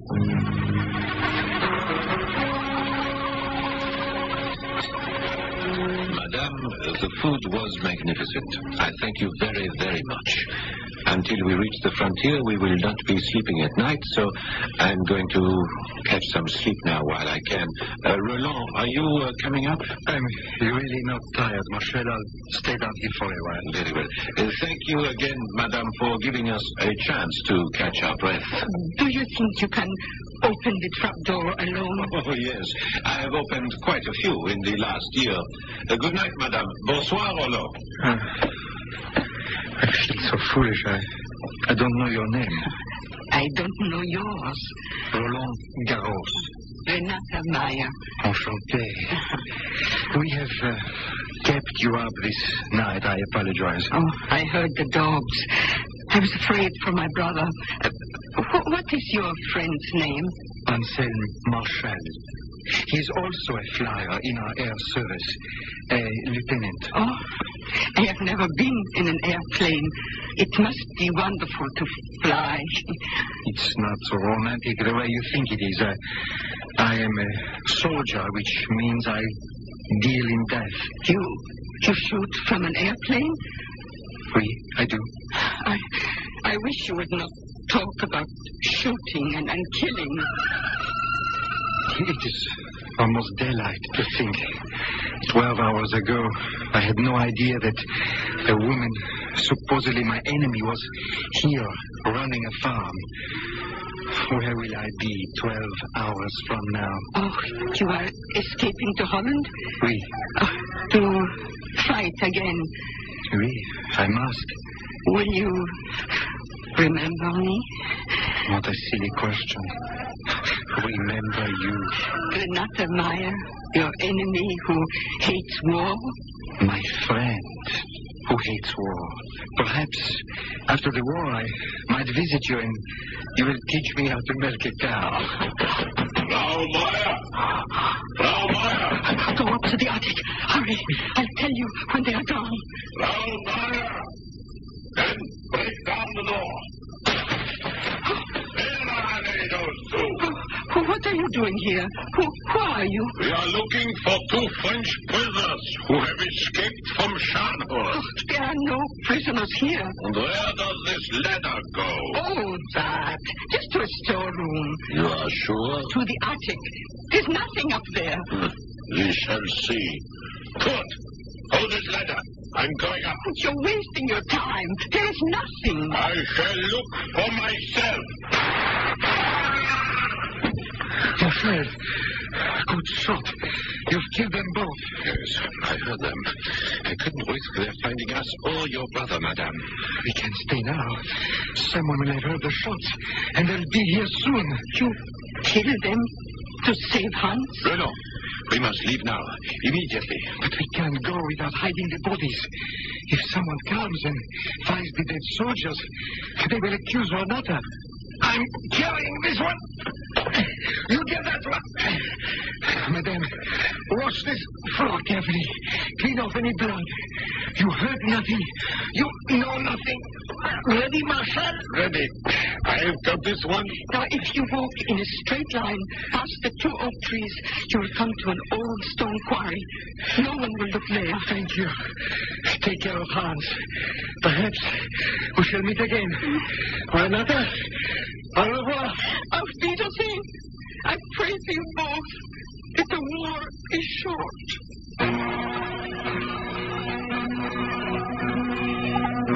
Down through the ages, hasn't that been the prayer of wives, mothers, and sweethearts?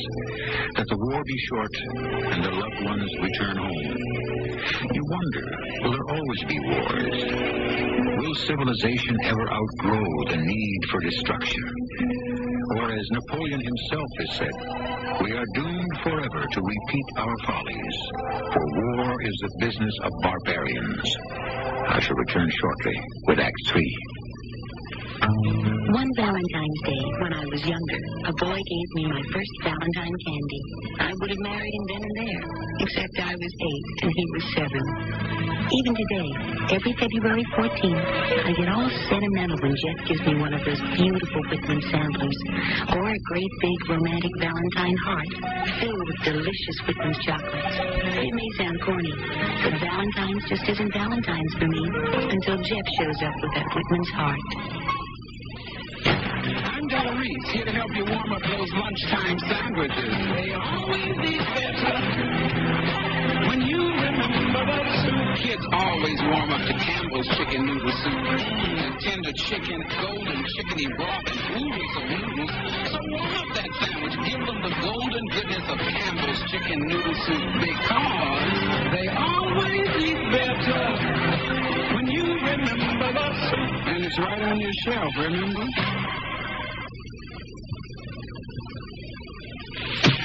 Turn back toward the window. Fresh out of cigarette. This is Kenny Rogers.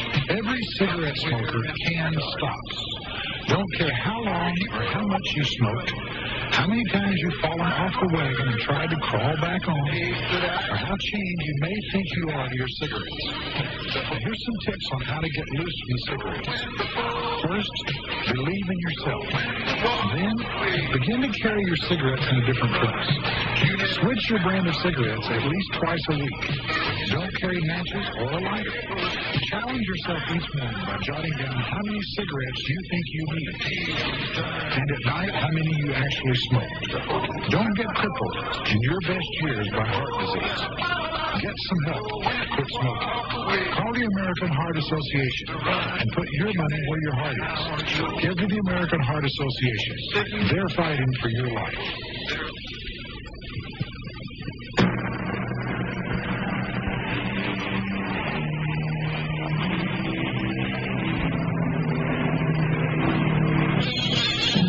French air aces of World War I have been captured by and escaped from the Germans. Dressed as civilians bombed out of their homes, they head for neutral Holland. There is danger at every turn, for any French officer caught out of uniform will be shot as a spy. Roland Garros and Anselm Marshall hurry towards an abandoned quarry, carrying 2 dead men. Here's the quarry. It's filled with water and pieces of ice down there. Over you go, my friend. Your turn, Marshal. Now what?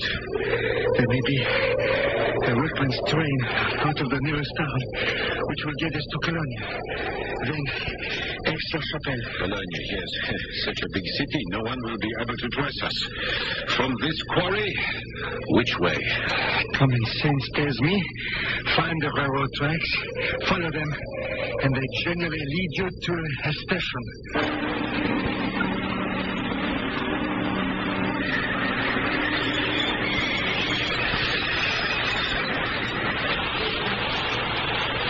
To Cologne before? How can we hide? The crowds will hide us.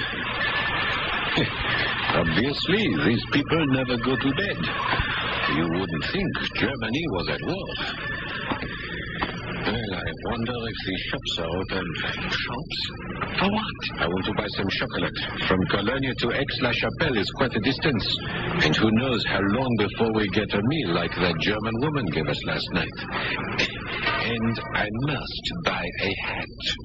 A hat? Yes, I'm not comfortable in this grubby, ill-fitting cap that you gave me. I'm not going into any hat store with you tonight. And who asked you to? I can pick out my own hat. At 11 at night, you're going to find somewhere to buy a hat here in Cologne? Someone's going to run. Mon ami, please, you don't know the mentality of the German. That is exactly the kind of thing that he would do. Where are we? This is the Ringstrasse. The shopping center is that way. The cathedral is over there. See those 2 spires? Oui. That is where you'll wait for me. In the cathedral? Oui, monsieur. On your knees praying for my safety.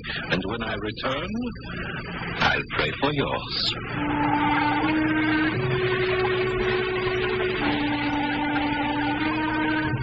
The chocolate was easy to buy. There are machines everywhere. You put in your pfennig, and out comes the chocolate. But to find a hat store open for business was a little more difficult. But I found one, purchased a Hamburg, and started back towards the cathedral. But I was being followed. Every time I would stop, so would whoever was following me. If I could only get as far as the cathedral, I might escape out the back way. Who would arrest one in a cathedral?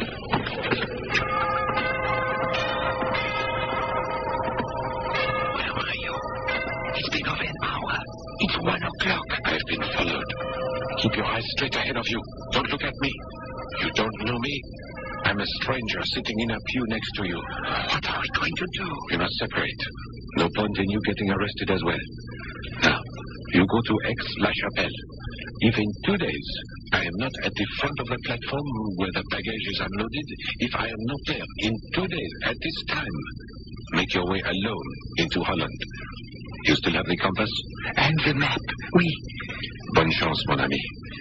I am leaving now. Don't get up.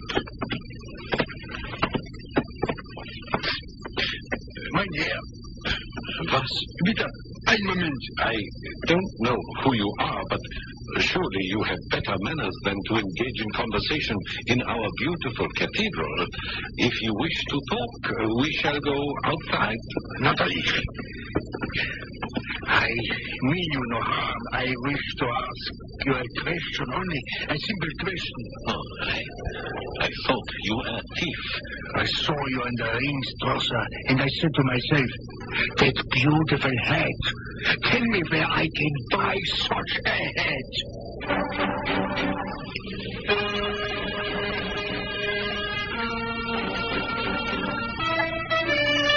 Roland and I met as planned and arrived at Aix-la-Chapelle. On our map, Aix-la-Chapelle was 16 kilometers from the frontier. Beyond that, Holland. We started walking. It's even colder tonight.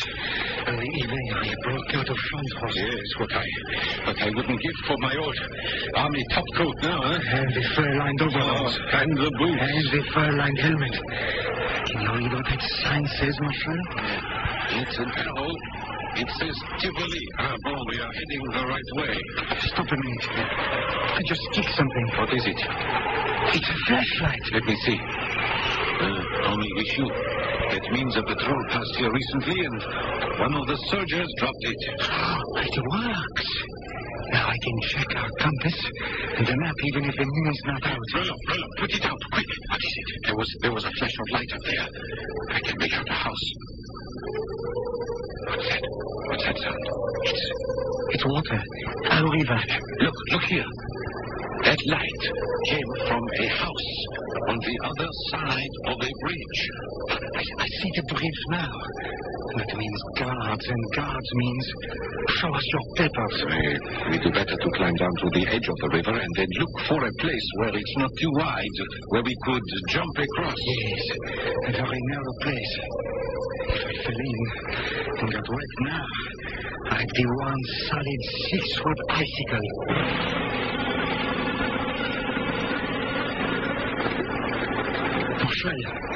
Don't you think the currents are too strong here? Let's try another place. Look, we spent 2 hours looking, Roland, and this is the narrowest point of the river. There are large flat stones all the way across. We can walk on those. Perhaps you can, but I can't. Mon ami, believe me. Absolument. I cannot. I'll shine my flashlight on those stones. You see? Covered with ice. Not more than 25 feet to the other side. We must try while it's still dark. I can't do it, Marcel. I'll go first. Go on.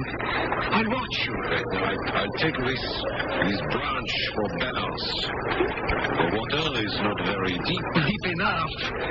Go ahead. If you can get to the other side, well, maybe I can. Bravo! You're doing beautifully, Marcel.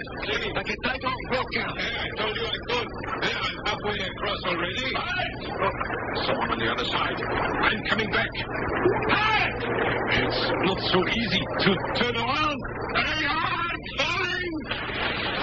Hello! I'm sinking! Hello! I'm right here! Get out of my hand! You shoot! That sentry isn't on the other side. He's behind us, coming down the riverbank. Hold on to me, Marcel. Get us across. You all right? Yes, I'm fine. I'm just a little cold. He's nowhere near us. Probably can't see us. Marcel. Just 2 more stones to step across. Oh, we made it. One flip now. He can't possibly see us over here. So cold. So cold. We'll be on our way as soon as I can catch my breath. I have to crawl on all fours, right? Yes, that will warm me up. You see, Rollo? You can get across the river if you have to. Even carrying a big baggage like you. I don't know how I did it. I can't even swim.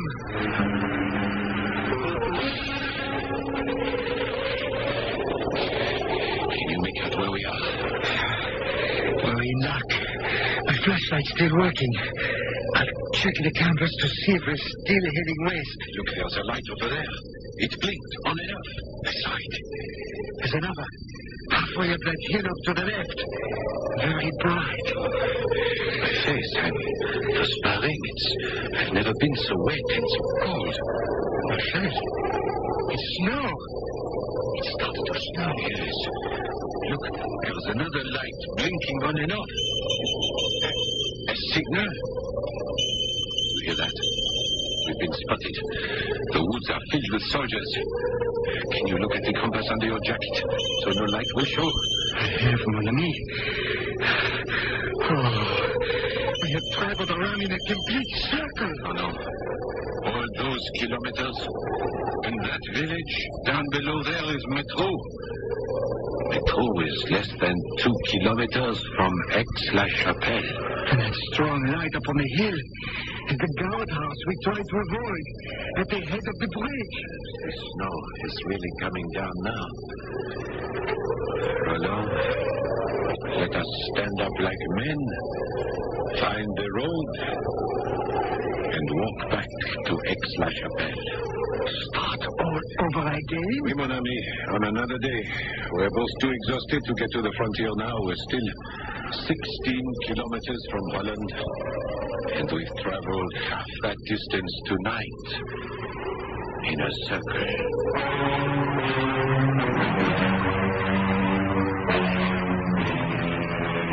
The next day, the sun was out. We persuaded a tavern owner to serve us a complete meal without food tickets at double the price. Our stomachs filled. 10 hours later, we found ourselves 2 kilometers from the border. Directly ahead, we should see a building brightly lit. Yes, what would that be? A factory in Holland. Holland? There must be a guardhouse somewhere here. Maybe behind that tall hedge. They wouldn't leave this part of the frontier unguarded. Back on our bellies to crawl up to that hedge and have a look. Slowly, slowly.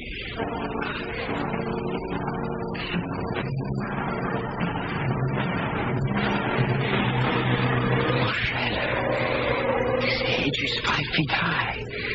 Can you see through it? Oui, mon ami.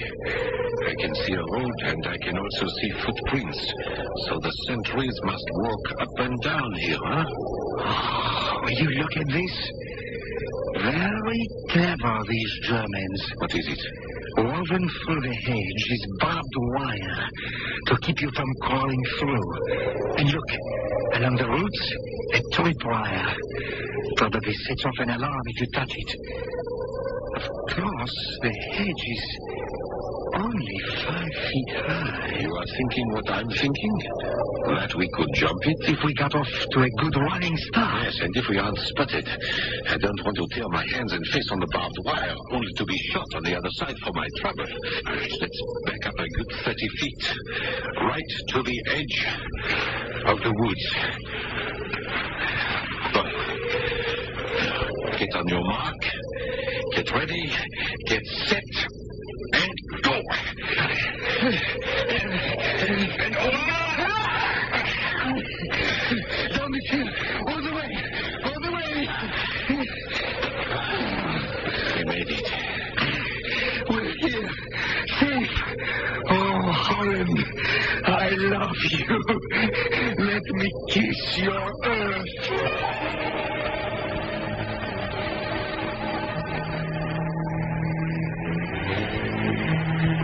And I took a train for The Hague, a ship to England, and then back to Boulogne for reassignment to our squadrons. Then I lost track of him. I have often wondered if Roland ever went back to that farmhouse in Germany to learn how to milk a cow.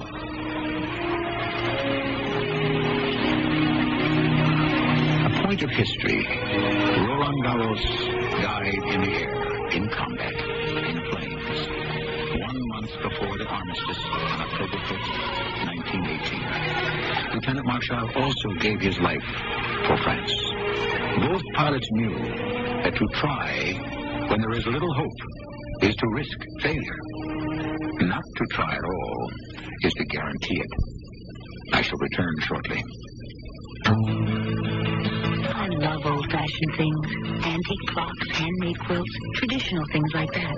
So last Valentine's Day, when Bill gave me this big Whitman's Valentine heart, I couldn't believe it. It was just packed with delicious Whitman's chocolate. And it was so lacy, so old-fashioned, so me. Give a little old-fashioned happiness this February 14th with a Whitman sampler or Valentine heart. Whitman's, making hearts happy for 139 Valentine's Days. Serial introduces Mr. Buster Crabbe, film actor and author of Buster Crabbe's arthritis exercise book. I wrote a book on relieving arthritis pain, and I recommend new Icy Hot cream in the tube. Rub it on. Icy Hot's penetrating warmth reaches way down inside to help relieve minor pain, while a feeling of coolness soothes your skin. I'm convinced that new greaseless Icy Hot cream will give you fast, effective relief that lasts for hours. Use only as directed. Like Minute Maid orange juice, some things never change. Kids. I'm too old to kiss you, Dad. Can't we shake hands? And fathers too old. I still kiss my father. Oh, Dad, that's different. The great taste of Minute Maid orange juice is never going to change. It's always 100% pure. And we'll be making that same delicious taste when your kids have kids. Take sure of the taste. Make it Minute Maid.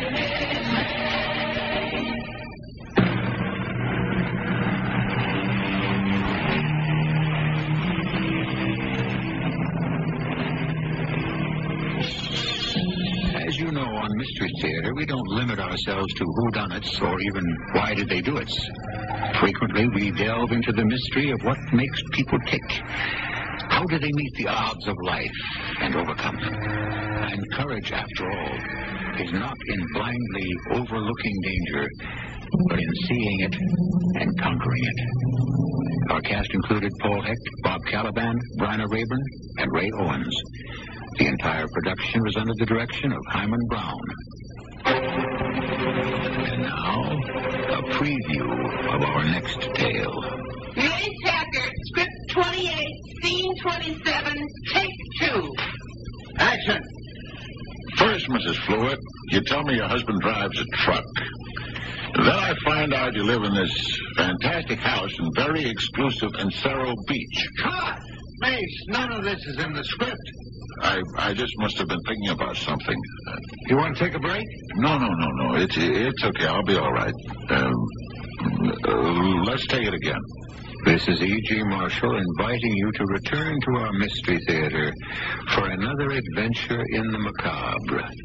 Until next time, pleasant dreams.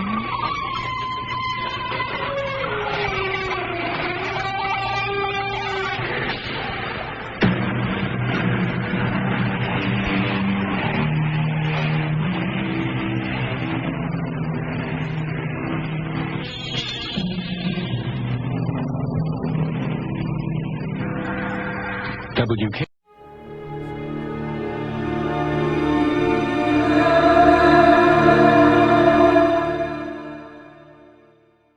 Tired of the everyday grind? Ever dream of a life of romantic adventure? Want to get away from it all? We offer you Escape. Escape, designed to free you from the four walls of today for a half hour of high adventure.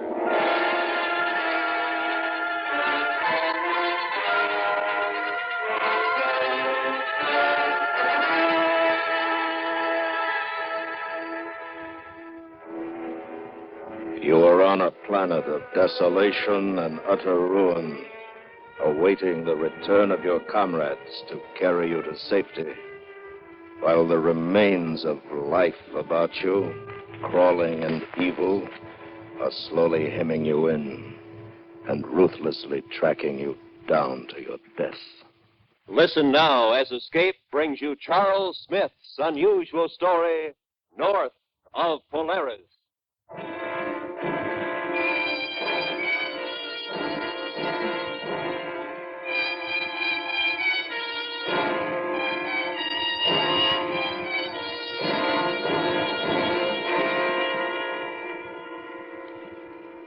Testing. 1, 2, 3, 4. Do you read me, Joe? Loud and clear, R5S5. All ready, sir. How is he? Well, How do you feel, Mac? Scared, sir? Now take your time out there. Be very sure. Quiet. Can you see him? Not yet, sir. Yes, sir, there he is. Mac, what's it like out there? Nothing much to see. You feel heavier or lighter than usual? Can you move about easily? Just like at home. What about atmosphere? I'm turning off my oxygen unit and opening the intake valve. Careful. Not too fast now. I've cut my supply completely, sir. Rescue party standing by, sir. It seems to be okay. Yes, sir, the air is good. Are you sure? It's okay. Send them out.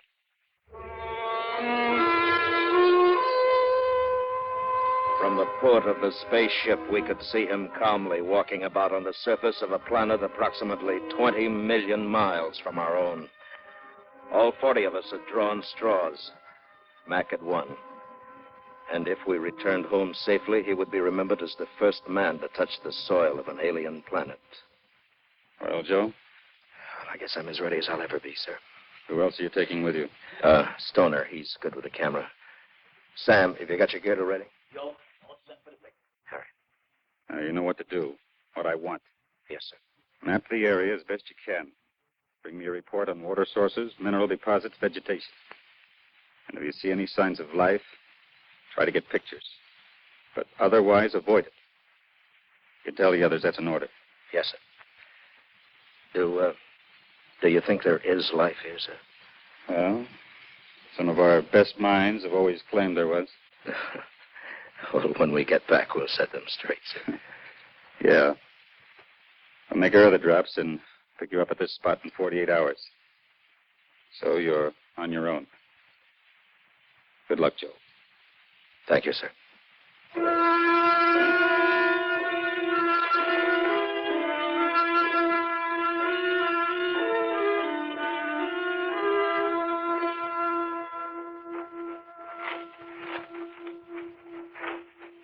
Joe, do you notice anything wrong with this place? What do you mean, Mac? Well, look around. You see any trees, bushes, grass, anything growing? You see anything green? Yeah, that's right. Well, it's probably desert country. No, look here. You feel the soil. What? It's rich enough. Gets plenty of sun, probably plenty of rain. Look at its color. Gray, dead. Maybe it's like the moon. Maybe this is just another moon. No, there's air here. There isn't any on the moon. How you know? You ever been there? Well, that's what they say, Sam. Sometimes they're wrong. Well, what now? Well, we got about 5 hours of daylight left. We'll head north. I don't like it.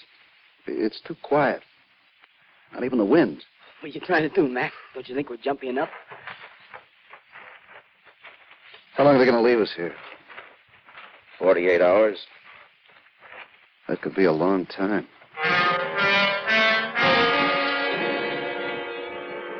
We started north. It was easy walking over the flat, rolling land, easy because there were no trees or bushes or weeds. There was nothing. Nothing but the gray sky and the gray, dead soil. I was beginning to think that maybe it was only a moon. And then we made camp for the night. Okay, come and get it. Well, look here. Beans and K-rations. Just what I wanted. Oh! Hey, watch your cans, they're hot. Now you tell me. You know the first thing I'm going to do when I get home? Oh, what? I'm going in the best restaurant in town and order the biggest steak in the joint. You're pretty sure you're going to get home, aren't you? Sure, I'm sure. Why, aren't you, Mac? I don't. Hey, want some coffee, Joe? Yeah, thanks. You married, Mac? Uh-huh. Any kids? Yeah, one, a little girl. She's 5. Ah. What made you volunteer for this trip? I don't know. Maybe I just had to. You understand that? Yeah, I think so. Hey, you know what I miss? The crickets. You know, at home you sit around a campfire, like at the lake. You hear the frogs and the crickets. And slap the mosquitoes. Yeah. It's funny. Oh, what's that? Well, here we are, 20 million miles away from our home. 20 million miles. And yet up there in the sky, we can still see it. Yeah, I wonder if anybody's looking at this stinking planet and wondering if we made it. Oh, sure they are. All the scientists, astronomers. I don't mean them. I mean... I know what you mean. You got a family, Sam?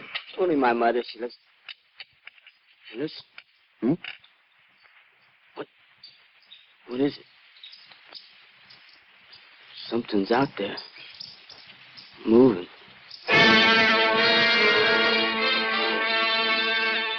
It was life. There was life here. And we could see it now, in the dim light given off by our heating unit. It was an ugly, four-legged beast with a hairless body. And from its odor, a scavenger. Like everything else here, it was the color of gray. All right, cut it out. Sam! Oh, that's real smart. You're supposed to be a photographer. Take pictures of what we Oh, find. lay off him, Joe. It was only a rat, a big rat.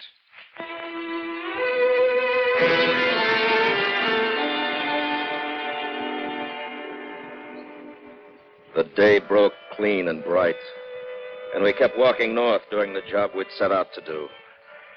And there were no other signs of life, and we'd almost convinced ourselves that the rat had been a stowaway from our ship. For the first time, things felt right. Hey, Joe. What? Hold it. Stop wasting that film. What's the matter? Don't you want your pictures in magazines? I've shot everything there is to shoot here. It's all going to look the same. Nothing. Yeah, I know. When we turning back? Tomorrow morning. There. Now, let's take a look around. What's the use? There's nothing to see. Hey, why don't we start back now? Joe? Joe. Mac, come up here. What is it? On the double. Take a look through these binoculars, Sam. Off to the east there. What do you see? A lake. Yeah, maybe an ocean. Now, swing around slowly to your left. No, easy. There. What do you make of that? I don't know. Well, what's up? Looks like clumps of stone or cement. Take a look. Give him the glasses, Sam. Hey, could that be what's left of the city? If it is. If we've found... Yeah! Yeah! Sam, you fool! Come back here! But he wasn't coming back. Not now. He'd found a subject for his camera, and he was racing toward it. At the edge of the sprawling stone ruins, we caught up. And he made us turn with our backs to the city and pointed his camera at us. Welcome to the city. Hold it, both of you, right there. I should have shaved. Hey, Mac, pick up a piece of that stone. Like this? Okay. Come on, what are you waiting for? Hold it. Mac, put that stone down. Hey, you think... Just put it down. What's the matter with you guys? Geiger counter's acting up. You kidding? What could be radioactive around here? Mac, lower it near the ground. Well, what do you know? Radioactive? What is it, uranium, pitchblende, what? No. This isn't a natural composition. Yeah, then what? Look around you. Take a good look. What's it look like? Just stone, cement, ruins. What else? Look at the color of it. The edges. Yeah. Like it's been burnt. Scorched. Remember what our cities looked like? They wouldn't know about atomic energy here. What makes you so sure? I led them on into the sprawling corpse of the great metropolis until we stood near the jagged base of what once must have been a magnificent building. Mac? Yeah? Over there. What? Look. Rats. Yeah. Scrounging for food. Sure did. With each step we'd taken, the radiation had increased. And when it reached the danger point, we turned and started slowly back. We didn't say anything. We didn't need to. We had seen and we knew that this world, this civilization, had committed suicide. It's getting late. We'd better make camp. Well, this is as good a place as any, I guess.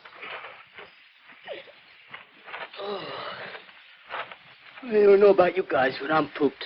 Yeah, it's been a long day. You want to set up the stove, Mac? Yeah, might as well. The sky's clouding up in the south. Looks like a storm brewing. Your film safe, Sam? You think the radiation back there damaged it? Nah, it's packed in heavy lead foil. Yeah. Cigarette, Joe? Yeah, thanks.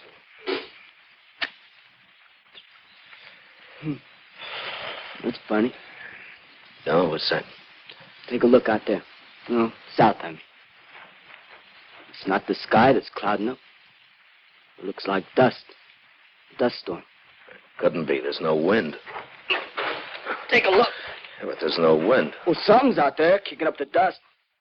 How far away you figure? It's hard to tell. 10, maybe 15 miles. Joe, look! What? There, to the right, about a mile, you see him? See what? No, over to your left. Well, what is it? People. You're crazy. There's nothing out there. Two of them, they fell. I can't see them now either, but I did see them. There, now, they're up again. Joey's right. The people like us. Hey! Oh, hey! All right, stop it. Hey! Cut it out. Stop it! Look, we've got orders to avoid contact with life here. But, Joe, they're people, human beings. You don't know what they are. Just because they resemble us physically, that doesn't mean a thing. But, Joe, we got our orders. The ground's higher over there. Let's move over there where we can see them better. Come on. When we made it to the rise, we could see a man and a woman. Two people just like ourselves. Even what was left of their clothing was similar to ours.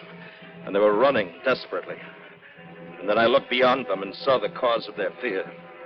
Stalking them, slowly closing the distance between them, were 6 of those great, evil rats.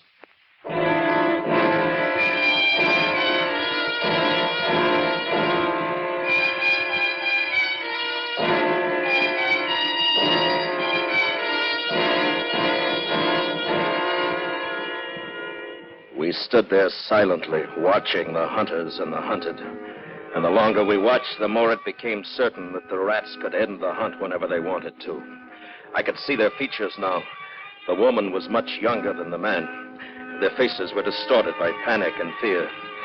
And we watched and waited. And then the old man fell, and Sam and Mac were running, screaming, driving off the rats.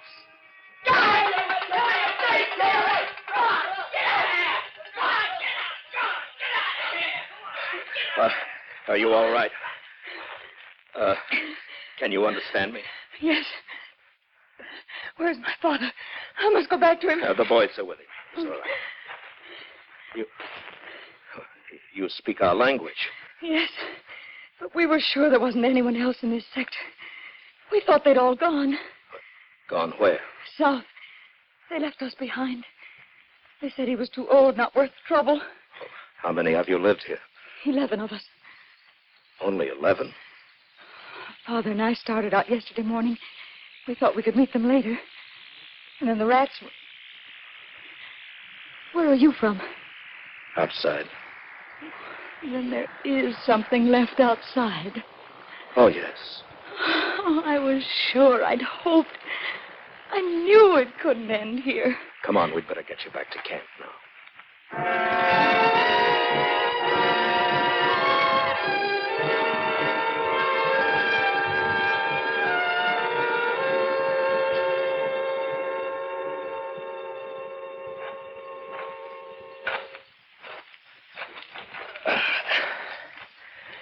Well, they're asleep. Gave them a sedative. She'll be all right, but I'm worried about the old man. Hey, Joe? Yeah? We've been talking. How can they know our language? How? Yeah. I don't know. You know, it's like our world, isn't it? After the atomic war, I mean. Yeah. I remember reading how the Radioactive dust spread all over the land, killing everything. Grass, trees, animals, everything. I guess the same thing happened here. You off your rocket, Joe? We're 20 million miles apart. And our war was over 50 years ago. Look, don't you think it's possible that life on another planet could have started, advanced, and progressed step by step with ours? Oh, Joe, now you're talking like something out of one of those science fiction magazines. Well, what's the matter? Can't your ego accept it? Do we have to be the greatest, these super beings? Everything else in the universe is subhuman? Oh, wait a minute, Joe. Oh, knock it off. Sit the sack. Okay. It might be a good idea if one of us stood watch while the other two slept. How about it? Huh? Sure. Well, I'll take the first lap, and then you, Sam, and then Mac. Each of us will do 3 hours, huh? And I'll try to get some sleep.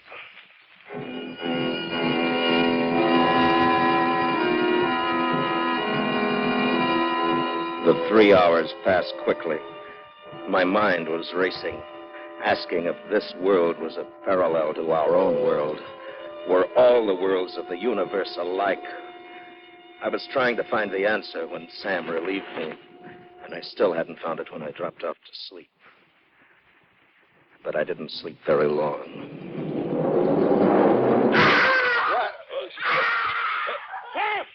Sam! Oh, good Lord, the rats. He must have dozed off. Come on!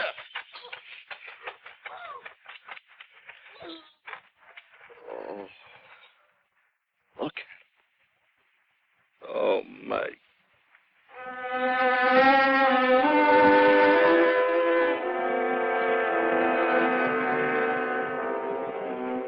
We buried Sam just as the sun rose full above the horizon.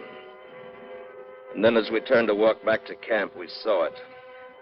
The sky to the south was black with dust. It was closer now, much closer than the day before. And whatever it was out there was moving straight for us. What do you make of it, Joe? I don't know. Oh, Jean. Yes? Does your father feel well enough to travel? Oh, he's much better. He wants to talk to you. All right. Joe, how far away from our rendezvous point? Oh, about 12 miles. Have you noticed the dust to the south? Yes. I was hoping that you could tell us what it was, sir. It is the army. The what? The army. The great army of the rats. The others. Those you saw yesterday and this morning, they were the scouts. Out there is the main force. Well, why only rats? Why no other animals? When the war started, the rats were already immune to radiation. They thrived on it when all other life perished. But why? We did it. We made them immune. We used them in our early atomic experiments, generation after generation. And generation by generation, their resistance increased until a rat was born who was immune to radiation. What are we waiting for? Let's get out of here. Yes, we must run. For now they are the masters, the rulers, and we are the scavengers.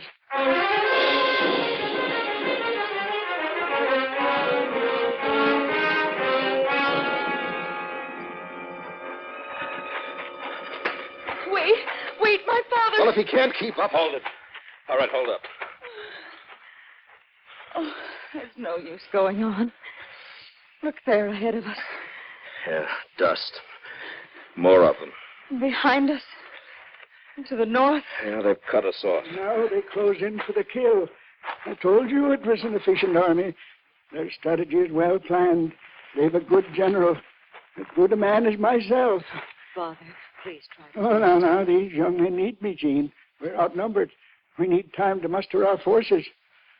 Perhaps we could make a truce with the rats. Talk sense, will you? Gentlemen, be reasonable. We have no other choice. You see how easily they outmaneuvered us? A truce is our only hope. Make him shut up. You come over. Joe, he's crazy. He talks crazy. Don't let it get you. How much time we got left before they pick us up? 7 hours. We'll never make it. Jean, Yes? do you know this sector? Yes. Well, come with me, please. Mac, keep an eye on the old man. I didn't know what I was looking for or what I expected to find, but I had to do something. Even walking aimlessly over the scorched stone rubble was better than standing, waiting for the circle of rats to close in. And then Jean found it, an entrance to an underground bomb shelter, one just large enough to hold the average family. We raced back to where we'd left the others, and now we could hear the rats, thousands of them all around us. Joe, I tried to stop him. He wouldn't listen. He was like crazy. What do you mean? I couldn't help it. Believe me, I couldn't help it. He was about 200 yards away, his shoulders back, his head held high, walking directly toward the rats. And in his right hand, he was holding a small white handkerchief, waving it back and forth like a flag of truce. He kept on until they'd formed a semicircle around it. And then he stopped. And all around us, the rats stopped. For a moment, I swear he spoke to them. And then he turned toward us, raised his hand in salute. And then the rats swarmed all over him. Come on. No, come on, Jean. You can't help me. Come on.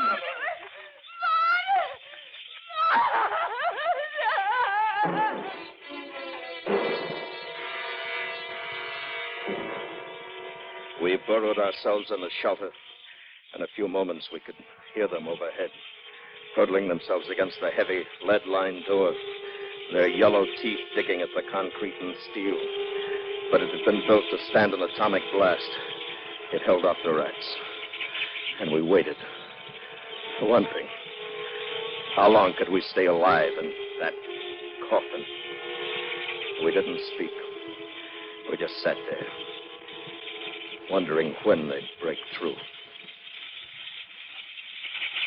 Sure. Yeah. What's the use? Let's get it over with. No. No, they'll give up. They're starving. They'll leave to find some other food.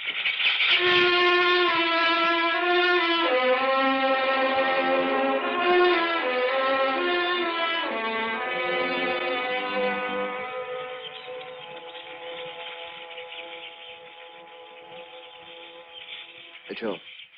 Huh? The rats. They're quitting. They're leaving. Maybe they are. Maybe they just want us to think they are. No. No, they're leaving. I'm going to take a look. Mac, don't open that door. Joe, Now, listen. Listen, it's a ship. Clark and the ship. Come on, Joe, let's get out of here. Up where they can see us. Hey! Hey! Down here! Hey! Well, Gene, we can go out now. They've gone. What? It's all over. We're safe now. We can go out. Out? Out? Oh, I can't believe it. We're going to take you back with us. Away from this. Now, come on. No, please. Please, I'm afraid. Afraid? Don't you hear it? That noise? But that's our ship. Here, I'll show you. Look, you see the landing.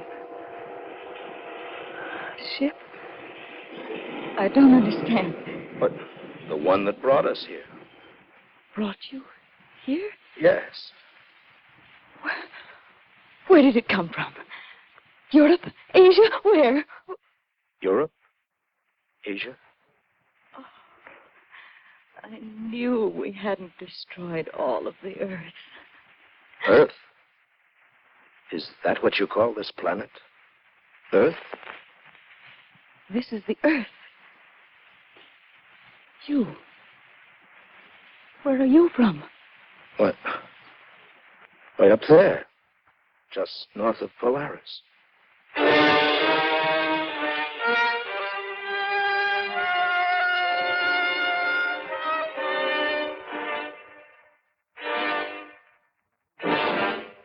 Under the direction of Anthony Ellis, Escape has brought you North of Polaris by Charles Smith, starring William Conrad as Joe, with Hy Averback as Mac, and Eddie Firestone as Sam.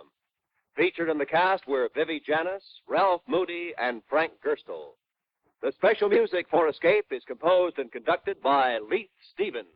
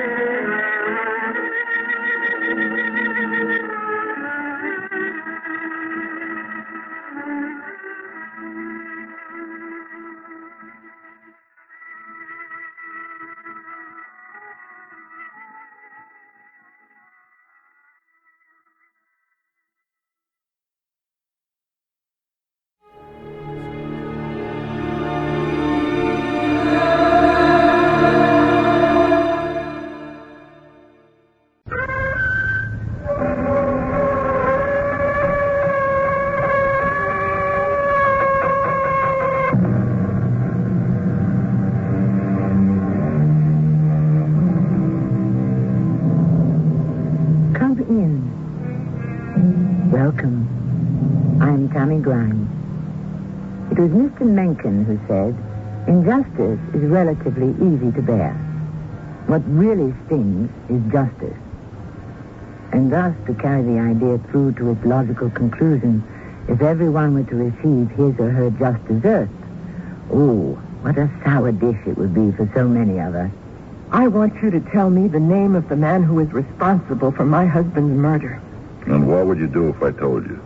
I'd go to the police. They want evidence. And what have you got? The say-so of a hood who's here in jail for life on a murder rap? I'll go to the newspaper, radio, TV station. There must be something I can do. Sure. Go home. Forget it. Never.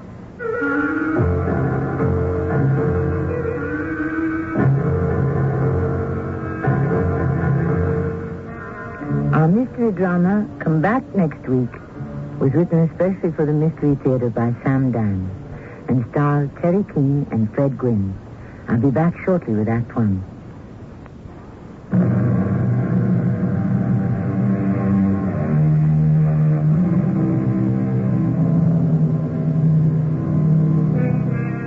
According to Mr. Richard Lovelace, a 17th century English poet, stone walls do not a prison make, nor iron bars a cage. Mr. Lovelace should meet a gentleman named Robert Covell, who is known to the police of many cities as the Boomer. The nickname is particularly apt because he happens to be what is known as a hitman, and very efficient, too. Boom, boom. It's all over. However, justice or retribution of fate, or perhaps bad luck, has finally caught up with the Boomer. For the foreseeable future, he will be surrounded by iron bars and stone walls. And Mr. Richard Lovelace, to the contrary notwithstanding, to the Boomer, it all adds up to prison. Boomer. Yeah? On your feet. What for? It's Sunday. So what? You got a visitor. Yeah? Who'd want to visit me? A dame. Tell her to go home. Hey, Boomer. She had to make a long trip to get here. I didn't ask her. Now, that's no way to treat a lady. You know who she is? I don't want to know who she is. You mean you're not even curious? Tell her to beat it. Boomer, you're the limit. No, I ain't the limit. I got the limit. 20 years to life. Boomer? Yeah? Hey, it's Sunday. Wake up. Yeah, if it's Sunday, why do I have to wake up? She's here again. Who? That same dame. I'll tell you her name. Emma Dawson. So what? You mean you don't even know who she is? Yeah. Yeah, I know who she is. So? So? Tell her to get lost. How can I talk like that to a grieving widow? Give her a break. Why? I already done a favor. What kind of favor? You knocked off her husband. So, now she can do better. He was a stiff. Can't you see him for a couple of minutes? I'm busy. Busy? Doing what? My time's booked all the way into the 21st century. Boomer. Chow time already. She's here again. Hey, what does this dame want from me? Well, why don't you ask her? Why don't you ask her? I did. She only talked to you. Tell her to take off. She says she'll be coming back here every week. She won't take no for an answer. Yeah, well, she better. It's the only answer she's ever going to get. Boomer? Yeah, I know. It's Sunday. She's here again. Well? Tell her I am otherwise engaged. Boomer, a little tip. The warden wants you to see you. He does? Yeah, he's impressed with her. Very sympathetic. He knows he can't order me to see anybody. Boomer, is this you talking or some fish fresh in off the street, huh? You got yourself a nice, healthy outdoor job on the garbage truck. Lots of air and exercise. Now, how would you like to be transferred to the laundry? Leave me comb my hair and put on a clean shirt. Now, Boomer, that's you talking.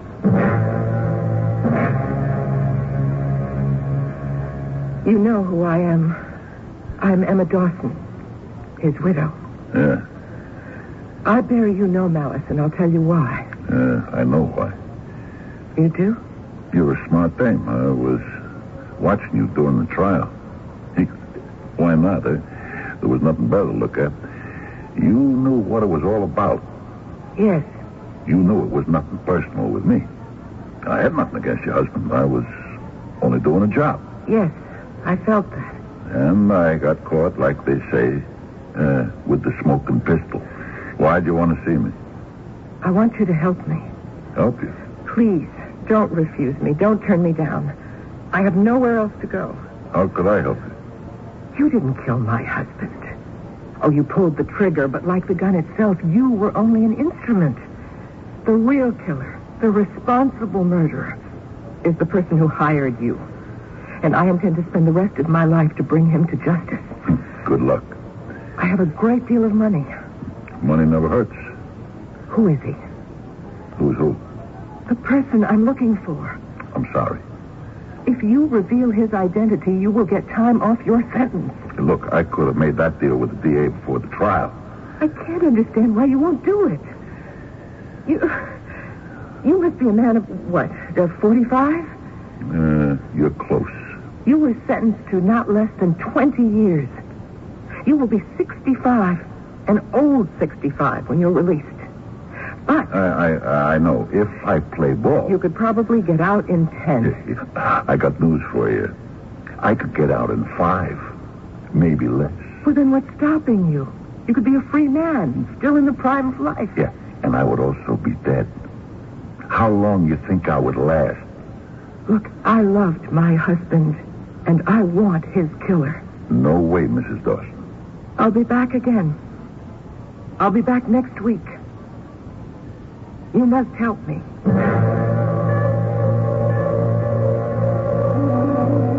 What is this code of silence? I know how you feel. No, you don't. You can't. If you did, you'd help me. Hey, look. It's snowing up. Hey, you got a long trip back to the city, too. I don't care. I'm sorry, Mrs. Dawson. Visiting hours are over. I'll be back. Drive careful.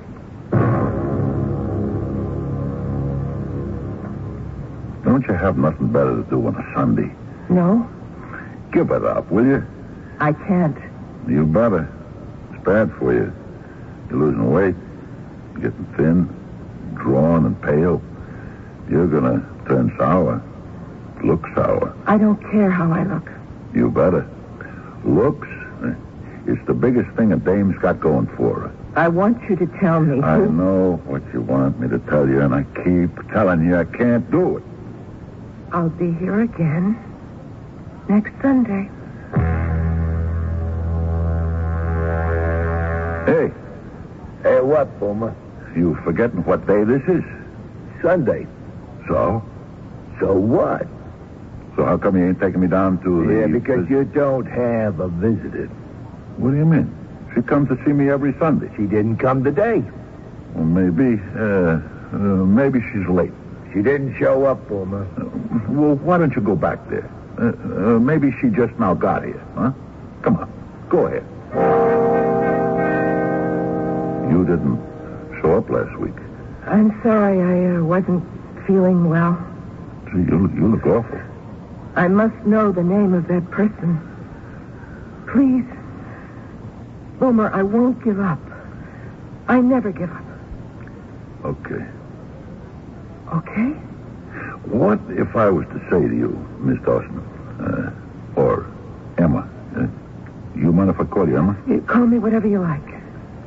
You're not a bad dame.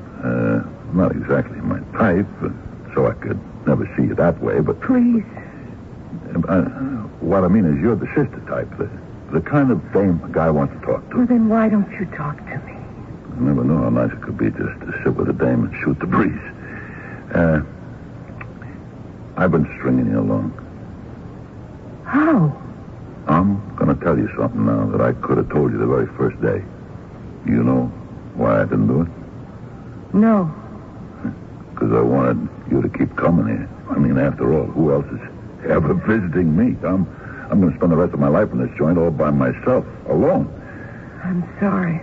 Sunday afternoon, all of a sudden it turns out to be the best time of the week. I guess I just didn't want it to end. Okay. Next week, East Lynn. Anyhow, you want to know the name of the guy who paid me? Yes. What if I tell you his name? Say, for the sake of argument, his name is Autoclave J. Framus.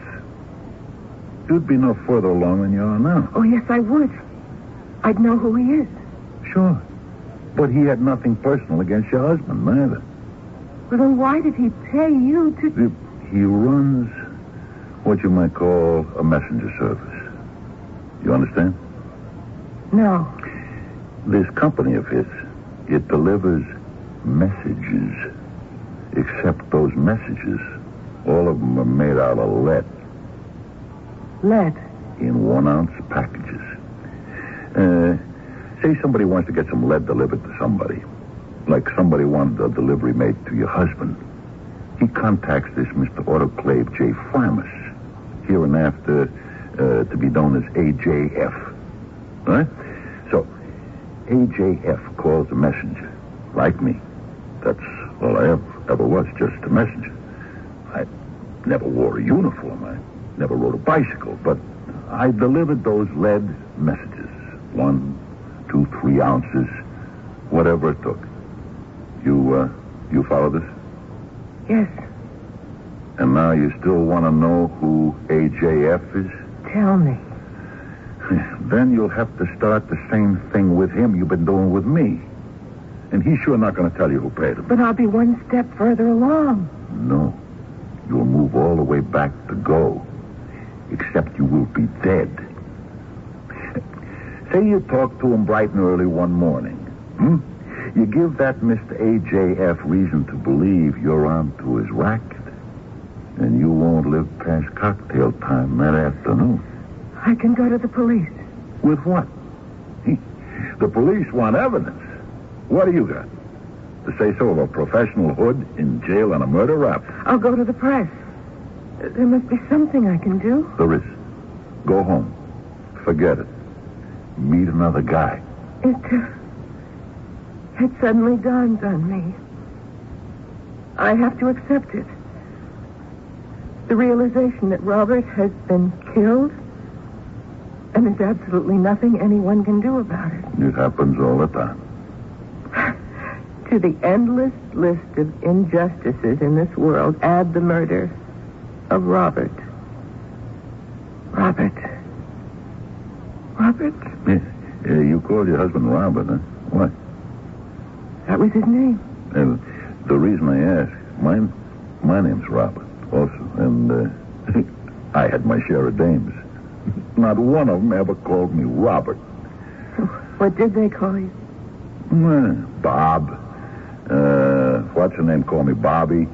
I had one that used to say Rob. But you'd always call him Robert. He was a very dignified man. Yeah, I know. I had a very short, if you want to call it that, acquaintance with him. And he was older than you, too. Yeah. Mm-hmm. I see. What do you think you see? I guess you didn't really love him. And the real reason you want to find the guy who was responsible for the murder is because you got a guilty conscience. And that's because you feel you shortchanged him on the marriage. You didn't love him. I loved him like a daughter. But you didn't love him like a wife. How could I love him like a wife? He was twice my age. Why was he killed? Why? I'll never find out. No one's able to help me. Goodbye, Boomer. No. Wait. That isn't true. Somebody might just be able to help you. Who? Me. But you've been telling me all along. I'm sorry, Mrs. Dawson. Visiting hours are over. Come back next week, huh? Will you come back next week?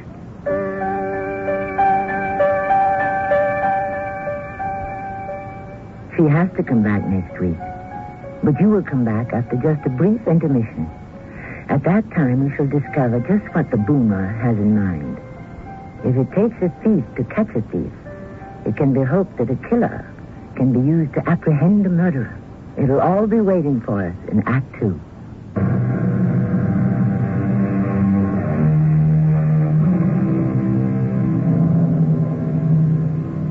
The name of the game is persistence, and no one can play it as skillfully as a woman.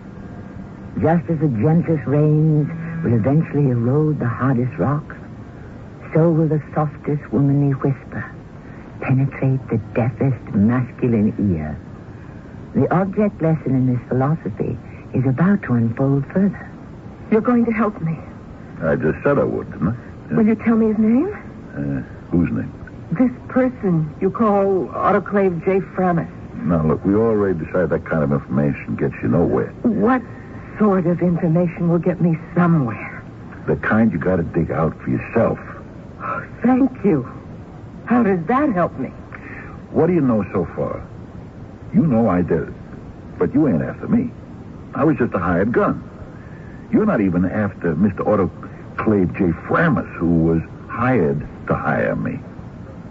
Who are you after? The guy who hired him. Yes, that's true. I was paid $20,000 to knock off your husband. But that was just my end. You got to figure Mr. AJF's markup. He probably keystoned it, which means he doubles the price. Why are we talking about money? Because while money makes the world go round for some people, it also makes it come to an end for some others. Somebody was willing to pay AJF as high as $40,000 to buy a funeral for Mr. Robert Dawson. Why? Why? I can't imagine. Why? Robert was the kindest, most sincere... Yeah. Why? It may have been a mistake. Yes, that's it. A mistake. We don't make mistakes. Why would somebody want to kill him? I haven't the faintest, not even the glimmer of an idea. How well do you know your husband? Not very well. That's not true. He was in wrong. With who?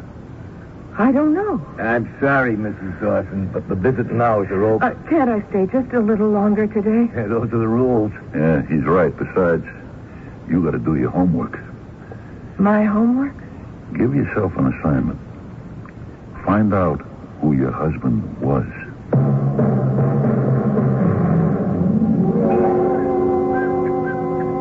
Harry, hello. I was passing by. I thought I'd drop in. First, would you like to come to the club for lunch?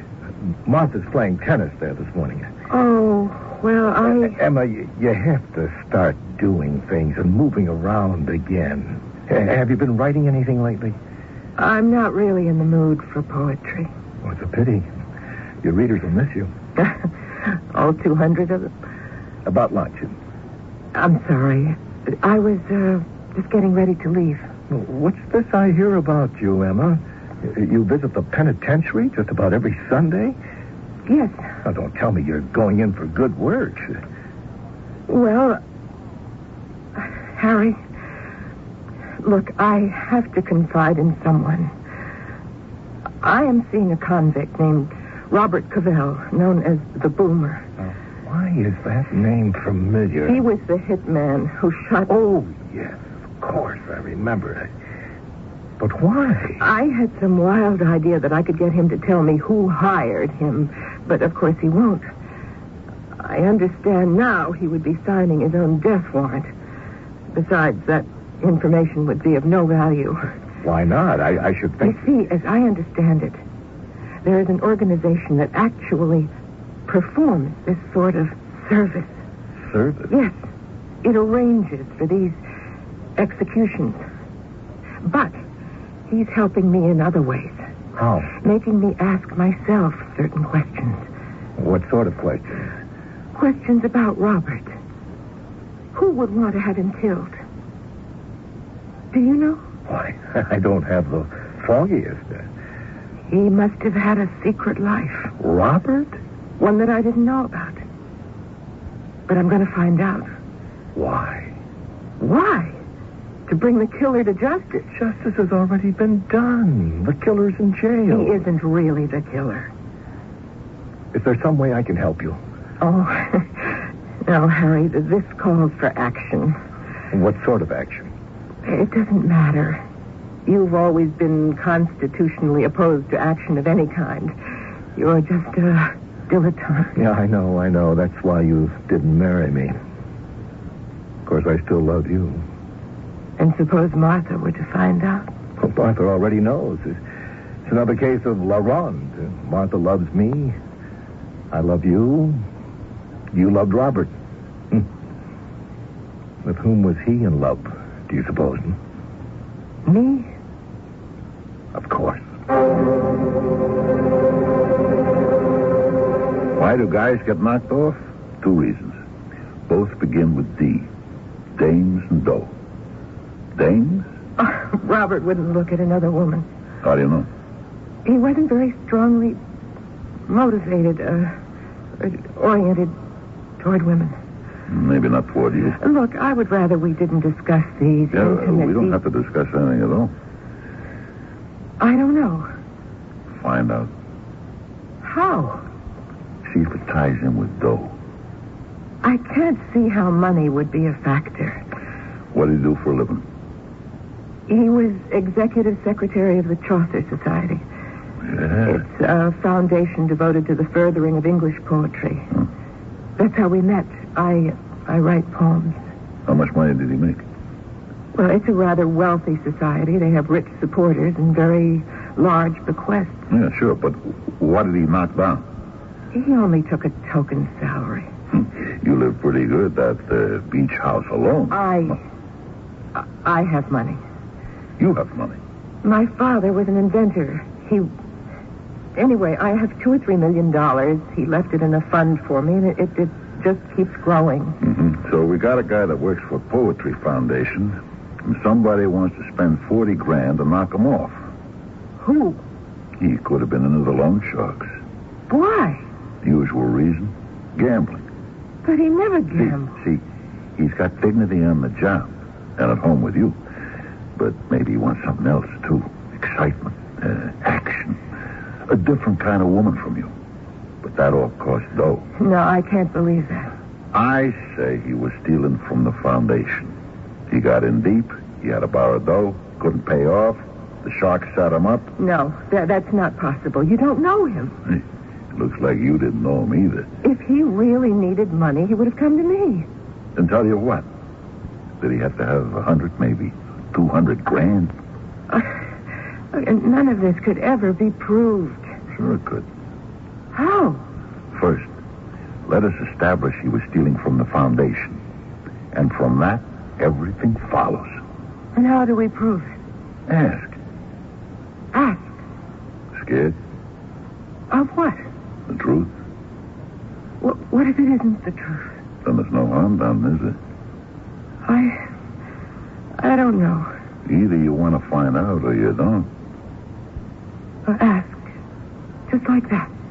Just like that. I'm glad you came by, Emma. It's been good talking to you. Yes, well, I was in the neighborhood. Well, don't be a stranger. I better be going. Bye, Emma. Goodbye, Mr. Voorhees. Yes. So this is the place where Robert spent his entire working life. Mr. Voorhees, how much money did Robert take? Well? I wasn't prepared for that question. Can you answer it? $125,000. Why? Why did you let him get away with it? He told us if we gave him time, he would return it. And then he was murdered. Would you know why? There was a woman. How do you know? When we began to suspect him, we engaged a private detective. Oh. I'm so sorry, Emma. Please, tell me your name.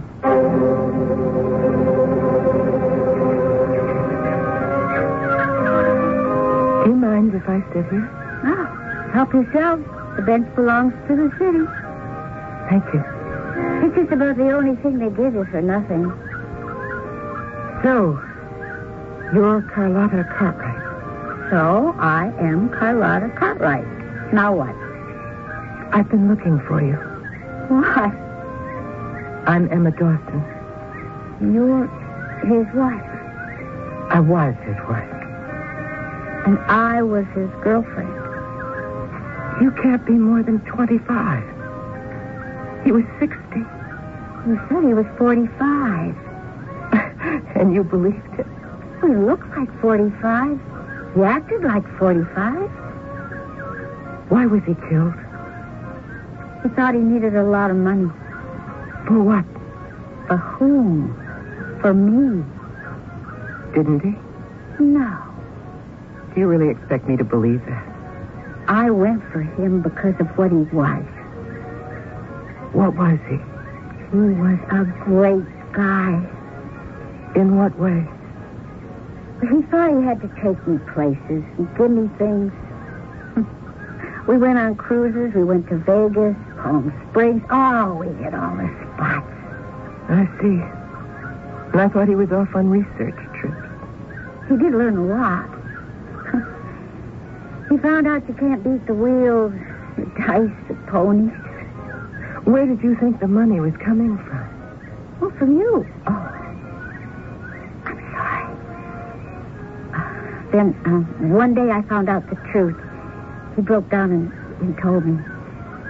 The sharks had a hold of him. He stole from the office. He thought he could run it up and pay him back. But he didn't. And that's why he was killed. I said to him, Bobby, why do you... Bobby? Oh, I always called him Bobby. I mean, how could you call such a macho guy Robert? I said, go to your wife. She's rich. He said, you're crazy. I said, if she loves you, even if she doesn't, she's got to bail you out. And what did he say? He said, no, I can't. It'd be the end of my marriage, and I got to say that. And I said, they'll kill you. He said, no, they won't. They said they'd give me some more time. But they didn't give much time.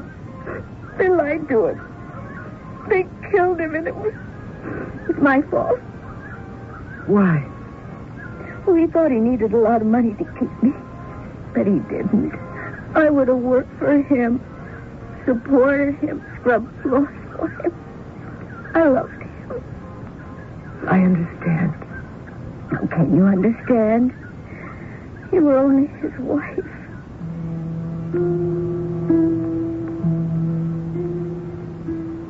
Only his wife? I believe a certain popular philosopher defines a wife as the woman who is always the last one to know.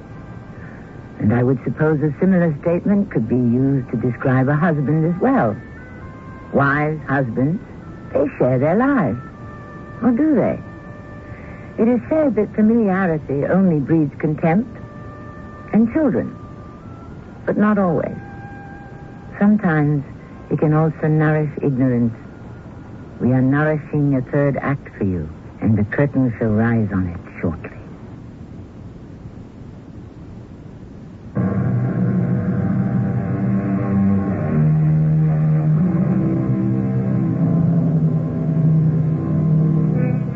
An ancient Greek philosopher named Antigonus was once flatteringly described as the brilliant son of the sun.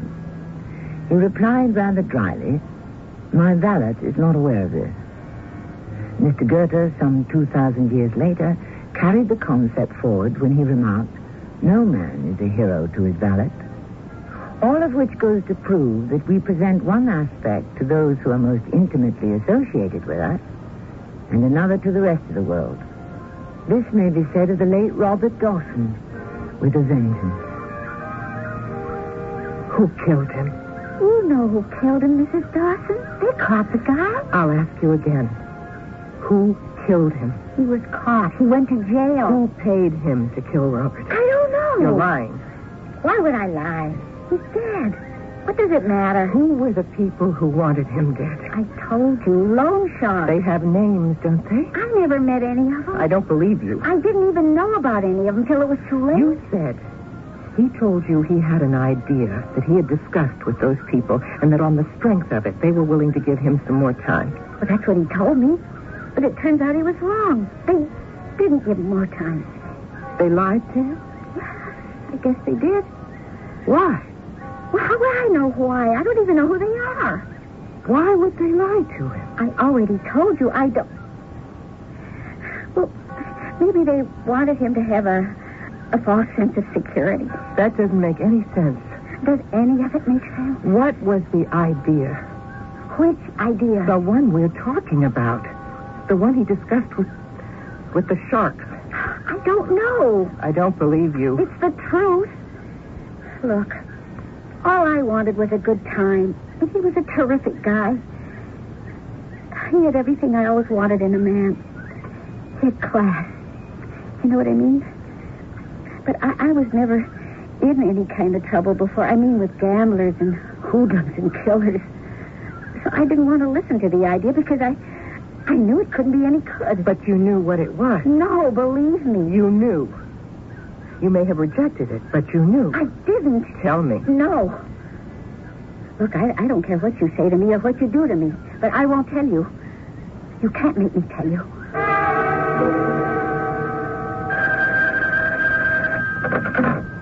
Who? Oh, well, sure. Have her come in. Emma. Hey, it's just great to see you. Sit down. And to what do I owe the honor? I came here to thank you, Harry. For what? Oh, for being such a good friend. Well, you get that for nothing. Thank you for helping Robert make such a fool of me. You want to repeat that? You knew he was going out with another woman. I knew. He was traveling all over the country with her. Yes. And kind, loyal, devoted friend that you were, you decided to say nothing about it. Emma, I'm sorry. You lied to me. No, I said nothing. Oh, well, that's the worst kind of lie there is. The silent one. Please, because Emma. It implies that everything is just fine. But you knew better. Why didn't you tell me? How could I tell you? You could have said, Emma, your husband is making a fool out of you with another woman. And suppose I would have said it. Would you have believed me? Yes. And then you would have hated me for the rest of your life. I did what I thought was right. Harry, you let the whole world laugh at me. Is your vanity so important? Dig deeply enough into anyone to draw blood. And vanity is the most important thing there is. I suppose, when it comes down to it, you men have something most of us women don't. And that is loyalty to each other. Or maybe you couldn't tell me about Harry because you have someone of your own, too. Were you afraid he might tell Martha? Emma, don't be angry. Oh, I'm not angry. Not anymore. I just don't care.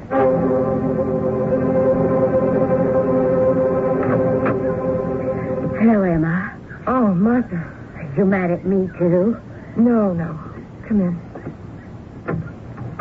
I'm here to plead Harry's case. I am very angry with him, Martha. Oh, don't be too angry. After all, he's in love with you. Isn't that strange, coming from you? Oh, he's not really in love with you. Just with the idea of you. For years, he's placed you so high on a pedestal, he doesn't even dare aspire to you. What kind of nonsense is that? Oh, it's the kind of nonsense that makes the world go round. My world, anyway. Besides, isn't it better this way than if he were really unfaithful to me? Did you know about Robert? No. I find that hard to believe. And surely you must have heard rumors. Did you hear rumors? We're two of a kind, Emma. We don't listen. We don't look for trouble. I couldn't tell you anything about Robert. Actually, I can't even tell you anything about Harry. Oh, Harry's life is an open book. But if you look closely, you can't tell the language it's printed in. Do you know who Harry is? I've known Harry all my life. Tell me about Harry. His family was very rich. He never had to work for a living. And so he's been able to devote all his time to community service. And he eats that up with a spoon. He loves the publicity, the rubbing of shoulders with the famous, the praise that's heaped upon him. Well, he deserves it. What isn't generally known, 5 or 6 years ago, Harry lost most of his money. How is that possible? Oh, these things happen. What hurt him was not the idea that he might have to reduce our standard of living, but that he'd have to give up most of his honors and titles and whatnot. But why? Emma, you have to have a great deal of money to do what he does. But you said he lost it. Well, he came home. He felt about it for a while. And then he said, all right, I think I'll have to do something. I smiled. Poor man. What was he qualified to do? Financially, I mean. Well, he could have come to me. I would have let him have. Oh, that was no solution. He had to find something of his own. And did he? Yes. What? I don't know. But didn't you ask? Oh, yes. Well, what did he answer? He said he'd become involved in several enterprises. Well, what sort of enterprises? He's been rather vague on the subject. Well, don't you have the right to know? Yes, I have the right. I also have the wisdom not to exercise it. All I know is he's very happy. And when he's happy, I'm happy. Darling, come to dinner tomorrow night. Emma, what is it? What are you staring at? Emma, you're pale. Should I get you a glass of water? I'll go to the police. With what? They want evidence. What have you got? The word of a professional hood? Emma, what about the police? I'll go to the press. You know who the big man is. A society guy. A charity guy. Chairman of the mayor's committee of this. Head of the board of directors of that. They'll put you away as a nut. Emma, what press? What police? What are you talking about? You said he had an idea. That he told them he had an idea.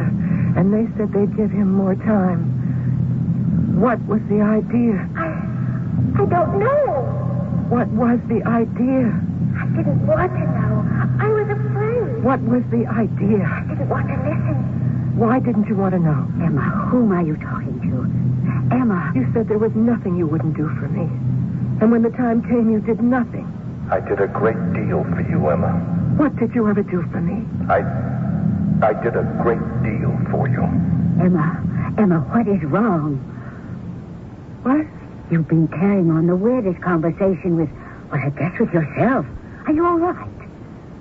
I don't know. I'm not sure just yet.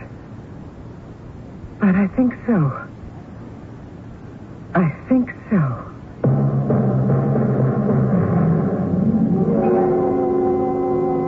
So, how'd you spend the week? I know what happened, Boomer. Hey, you do? Yes, I know what happened. You do, huh? The 2 Ds, just as you said. Yeah, dames and dough. In that order. Yeah, so he been stepping out on you, huh? Yeah, that chump. I gotta be glad he was knocked off. So funny how the whole thing just opened up like a flower. Lovely blossom. Beautiful. But poisonous. You gotta look out for that kind. It was the story of 2 men who were leading secret lives. The first was my husband. He wanted wine, women, and song. And he looted the till to pay the bill. Yes. Got in deeper and deeper. Yeah, they always do. But he still had, what would you call it, Boomer? An ace in the hole. A rich wife. Me. If I were to die, he'd be a millionaire. And out of trouble. But I don't get it. He wanted to knock you off? Exactly. And so he went to see your Mr. Autoclaves J. Framis to arrange it. But I was told... I remember this. My orders were to deliver the package to him. Boomer, smart as you are, you don't know everything. It seems that your Mr. Autoclave J. Framis is also leading a double life. Like you said, Boomer, he's very wealthy and socially prominent. Who would ever dream that he is Mr. Autoclave J. Framis? And what's more, that he happens to have a crush on me. And so, Mr. AJF sized up the situation, drew his own conclusions, and decided that while the message would be the same, it would be delivered to a different recipient. And is that what happened? That's what happened. So, what happens now? Nothing. What can I do? Go to the police? Like you said, I have no evidence. Or go to the media? As you put it, Boomer, they'd shut me up in the nut house. So, sometimes it's best to let sleeping dogs lie. As far as my late beloved husband is concerned, let lying dogs sleep. What are you going to do?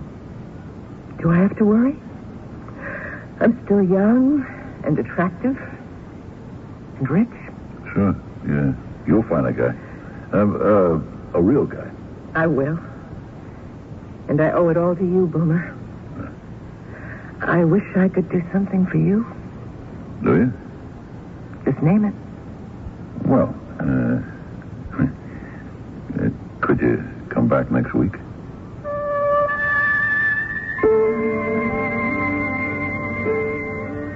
Did she? I'm sure she did. And was Mr. Autoclave J. Framis actually her dear, lifelong friend, Harry? I don't know. Did it happen just as she figured it out?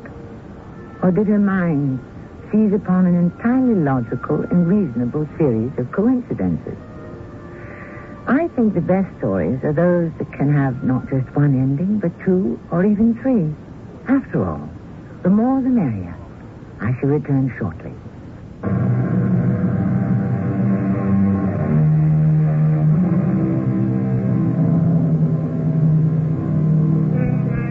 The thought persists. It won't go away. Did she really solve it? Or driven by her guilt, did she spin a convincing fantasy? The answer is, does it matter? All of us weave fantasies to make our lives easier or even bearable, and also to provide us with tolerable answers to fundamentally difficult and disturbing questions. In this imperfect world, if one cannot be a saint, then the next best thing is not to be a sinner. Our cast included Terry Keane, Fred Gwynn, Evie Juster, and Sam Gray. The entire production was under the direction of Hyman Brown. And preview of our next tale. How many German divisions are stationed in Italy today? Today, July 25th. 8 divisions. Well, by tomorrow morning, 3 more divisions will be crossing the Brenner Pass, the Tavis, and the Saint Bernard. Operation Alaric. The purpose of those troops is to disarm the Italian forces. We'll turn their soldiers into factory workers and their factories to plants for the Reich. And who else has been informed of the planned rescue of Mussolini? Well, no one. Only you and I know of this mission. The Führer stressed that. We have been aware of Italy's collapse for 5 months. But what can I do to help? I have the airfield surrounded. Within 48 hours, 10,000 paratroopers will be landing. I have trucks ready to take them away, even in the highest places in Berlin. It is a secret that we are about to kidnap Mussolini. Radio Mystery Theater was sponsored in part by White Westinghouse Appliance Company. This is Tammy Grimes, inviting you to return to our Mystery Theater for another adventure in the macabre. Until next time, pleasant dreams. It's Sun's fall introduction to the newest, finest in TVs, appliances, and electronic equipment at all 7 Sun Saving Centers. See and compare all the latest and most sophisticated electronics products for home, school, or business. Examples of the specials you'll find this week at Sun is the Texas Instruments Color Computer. You need no computer experience. Begin using it within minutes after you plug it in. And at Sun, this Texas Instruments computer is just $267. Plus, Texas Instruments will give you a $100 rebate, making your Texas Instruments computer only $167. Other great buys for the office include a Sanyo telephone answering system for just $88. Uses standard cassette tape, has automatic shutoff and ring delay switch. Or get the Royal Safari portable typewriter with 84-character keyboard, half spacing and full-scale preset tabulator plus carrying case, all for just $67. For these and hundreds more fall introduction values now through Saturday, shop any of Sun's saving centers. Sun brings you good things for less. The music of your life is on 1230 WCOL Columbus, 58 degrees downtown. It's 11 o'clock.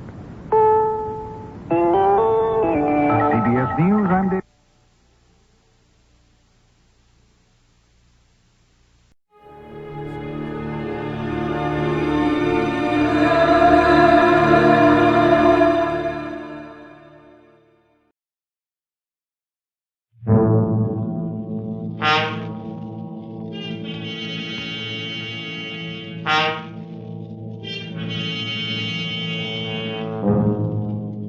Lost in a London fog, uncertain whether the figures looming around you are real or creatures of your imagination. And somewhere in the wet grayness lurks a murderer from whom you must escape.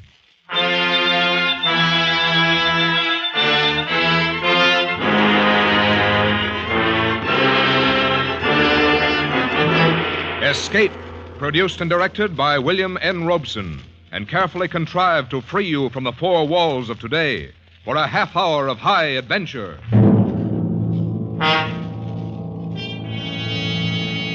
Tonight, we escape to a fog-shrouded city and the terror of a shell-shocked mind, as Algernon Blackwood describes them in his ghostly story, Confession.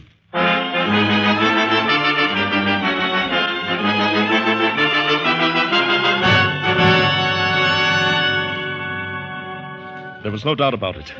The woman was dead. Her cheek was cold to my touch. The head of the long, sharp hatpin protruded from her breast above the heart. She was dead, murdered. And I stood there by the bed, my brain whirling crazily. I was alone in an empty house with a murdered woman. And then suddenly fear flashed across my brain and cleared it. I heard the door below open and close. Footsteps. Someone was coming across the downstairs hall, onto the stairs. Coming up here. In a moment, I would be discovered. In a moment, someone would walk into this room and see me standing over the body. In a moment, my escape would be cut off. Quickly, I slipped across the hall and into another of the empty bedrooms. I leaned against the closed door, breathing heavily, listening to those steps come closer. Would he look into any of the other bedrooms first? Would I be discovered here? He passed my door and went into the room, straight in, closed the door behind him. Then he knew where to come. I waited a moment, waited for some sound, some gasp of discovery. There was none. Then he knew what to expect. I must escape quickly before he came out of that room. I started down the stairs, carefully, to avoid any sound.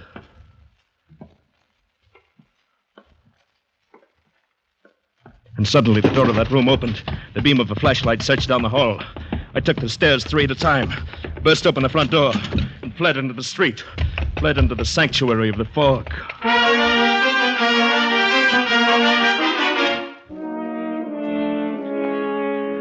How long and how far I ran, I do not know. I could see nothing, feel nothing but the clammy dampness of the fog.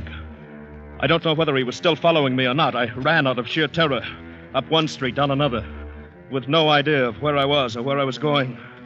Perhaps I was running in circles. Perhaps I would run right back to the house. Well, I stopped. I leaned heavily against the wall. My hands were shaking as I raised them to my perspiring face. I held them there to steady them, ran them through my wet hair. My hat. I didn't have it. I'd left my hat back there in that room, on the bed beside that dead woman. And it had my initials in it.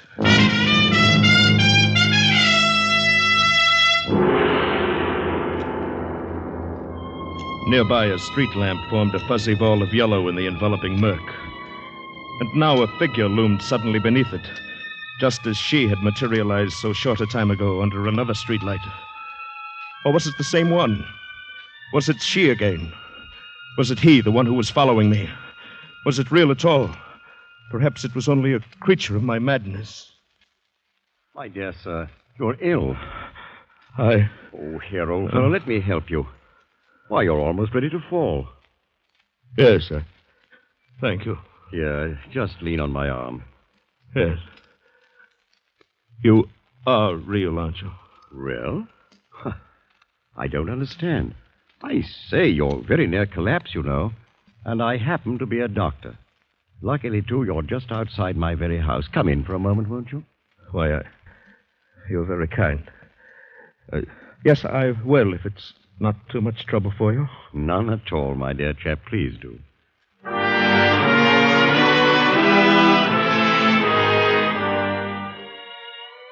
Within 5 minutes, I was seated in a comfortable chair before a toasting fire, sipping a hot cup of tea. I could feel my nerves relaxing, but the traces of my illness must have been clear on my face, because my host observed. Your trouble is shell shock, isn't it? Why, yes. How did you know? I've been in the service, and I'm a doctor. Oh, of course. I only meant I'm supposed to be recovered, or almost. But I got lost in the fog, felt ill suddenly. Terrified, you know. I know. You should never have been out on a night like this. If you've got far to go, you'd better let me put you up. You're very kind indeed, but I don't want to be any trouble. Oh, no trouble at all. I'd like to be of help.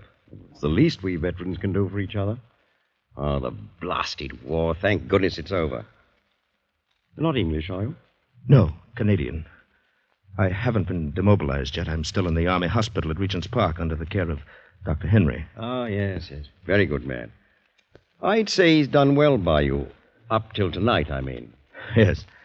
Of course, we had no idea there would be a fog. I still get in a panic when I feel all alone. Well, that's usual, but then there was something more than that tonight, wasn't there?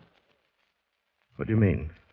Simply that you've had rather a severe shock quite recently, haven't you? How did you know that? My dear chap, I'm a doctor. My business to know. You were in much too agitated a state when I found you for me to suppose it could have been done simply by the fog. And if I may hazard another guess, I should say it would be a relief to you and wise as well if you could unburden yourself to someone who would understand. Am I not right? Someone who would understand. That's just it. I doubt if there is anyone like that. It's so incredible. Oh, the more incredible, the greater your need to tell it. Repression in cases like yours can be dangerous, as you must know. You think you've hidden it, but it bides its time and it comes up later causing a lot of trouble. Confession, you know. Confession is good for the soul. Yes, I suppose you are right. But it is so wildly unbelievable. Since we're strangers, my belief or disbelief can make no difference. And I think I can promise you in advance that I shall believe all you have to say. Well, but I've got to tell somebody about it soon anyway. Cigarette to help with telling? Thank you.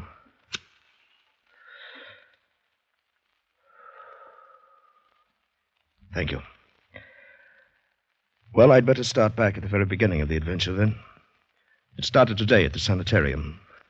I've been there for some months, and today, when Dr. Henry called to check on me, I knew... Well, young man, you're as fit as a prize heifer and twice as frisky. The diet here must agree with you. I have no complaints, Doctor, but if I'm well again, then I'd like to get back into circulation. Will you listen to him, nurse, rushing things as usual?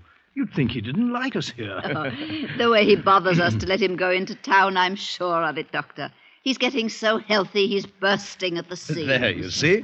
How about it, Doctor? Can't I just have a day or an evening in town? What's the great attraction in that dirty place? Some girl, no doubt? Well, yes, that is in a way. I met her in France. She's a Red Cross girl. She's invited me to stop in for tea if I'm up in London, and, well, it's just that I'd feel human again, seeing a girl having tea, a cigarette, chatting. That's all. Young man, I not only approve of your day in town, I'm prescribing it. It'll do you good. You've got to start getting used to society again anyway. And you think I can manage it alone? Why not? You get around the neighborhood by yourself well enough, don't you? There's nothing so very different about London. Certainly nothing to be afraid of. No, of course not. Call the young lady and find out the directions, where to get off the underground, what turns to take, and so on. Go in the daytime, return before dark. No danger of getting lost. Should be simple. Nothing to it. Do you good. Then this means I'm getting better.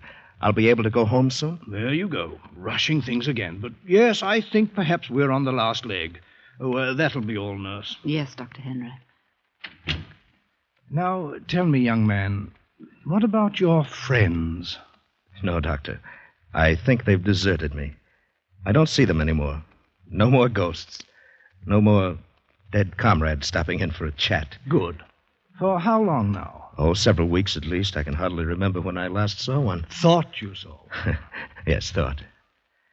Of course, in the dark room at night, sometimes the shadows... That's not quite the same thing. Lots of well people fancy they see the shadows move at night, especially after they've been reading some penny dreadful.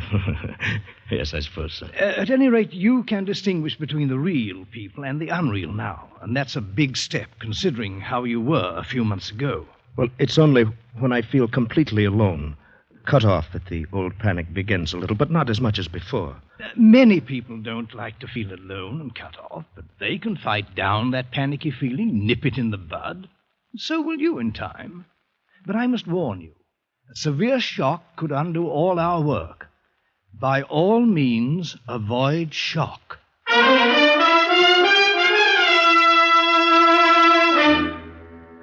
Avoid shock, he said. Very funny, isn't it? But who could have known then what would happen? How could I have suspected as I went about planning my day in town, my holiday? I called the girl, arranged our tea party. I was to be at her little house in Morley Place at 4. So easy to find the first time. With your Canadian backwoods instinct, she'll probably manage it better than any Londoner. Yes, I'm sure I will. It's near South Kensington Station, then. Exactly. You change at Piccadilly Circus. Yes. Without leaving the underground station. And come to South Ken. That's 3 streets left from there. Then 2 right, 1 more left, and right again into Morley Place. It's really not far. Oh, I'll find it, all right. Now, don't go to any great bother. Oh, you just leave that to me. This is a special occasion, you know. Till 4, then. Until 4. Yes. Thanks.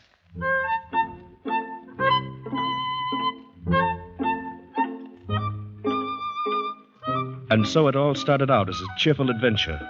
And everything went well into the city. I made my change underground at Piccadilly, took the local to South Kensington Station. And there I came up at surface again. And when I walked out, I stepped into a solid, opaque blanket of white fog. I could hear the traffic, the rumble of the city around me, I could hear footsteps, an occasional muffled voice. But I could see almost nothing. This is how a blind man feels then. The only objects of relief from that dreadful enveloping gray wall were an occasional blur of yellow from a street lamp or a motor car headlight. A glimmering patch from some big lighted shop window here and there. And the figures of other people passing by. Dark and floating and indistinct. Or were they people? Might they not be those phantom figures again, just like the ones that haunted me before I went into the sanitarium? Ghostly, blurred figures of dead comrades from Dunkirk and Abbeville and the mud of Belgium. Here comes another one. I can hear his cane tapping. Look closely now, make sure. There. He looked real enough, didn't he? They are real, I'm positive of it, and I'm not alone. They're all around me. But even as I told myself this, the old panic was growing inside. Here now, old fellow, you've got to get hold of yourself. Next one comes along, speak up. Speak up to him. Ask him the way to Morley Place. Ask, can you put me on the trail to Morley Place? Just like that. You'll see. Here now. Here he comes. Ask the way. Beg pardon. Can you put me on... I say, is this right for the tube station, do you know? I'm utterly lost. I want South Kensington. Why, yes, I have just come from there. Straight along, I think. Oh, thanks awfully. Oh, but I say, can you put me on the trail to Morley Place? He's gone. Well, no matter, he was real enough. He spoke up like a real person, all right. Maybe the next... Oh, I say, I beg your pardon. Oh, I'm frightfully sorry. I didn't see you and you standing still. I'm afraid I must be lost. Can you direct me to Morley Place? Oh, dear, I think you've missed your turning. You'll have to double back a street and maybe two and take the first turn to the right and go one street and then double back two and then left again, then you'll come. I say thanks. That was first right and then... She's gone. Disappeared. Like a ghost.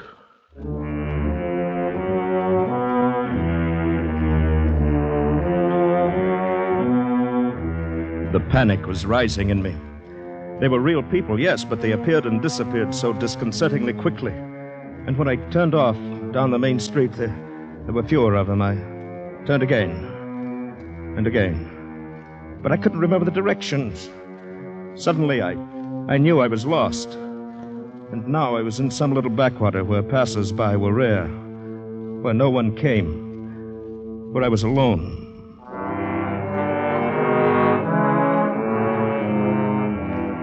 Now the panic swept over me.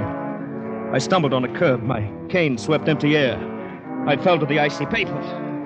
I was shaking so that I couldn't rise to my feet. I crawled across the open space of the street on my hands and knees. Only when I crossed the curb and felt a warm wall could I stand up again. And then I stood there, shaken and frantic. Morley Place must be very close, the little Red Cross girl waiting with her warm fire and hot tea. But where? Where?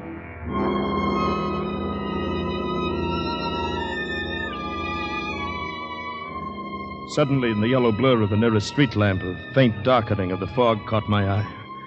It was not a figure this time. Only the shadow of the pole, grotesquely magnified. No, it moved. It came toward me. It was a figure, a woman.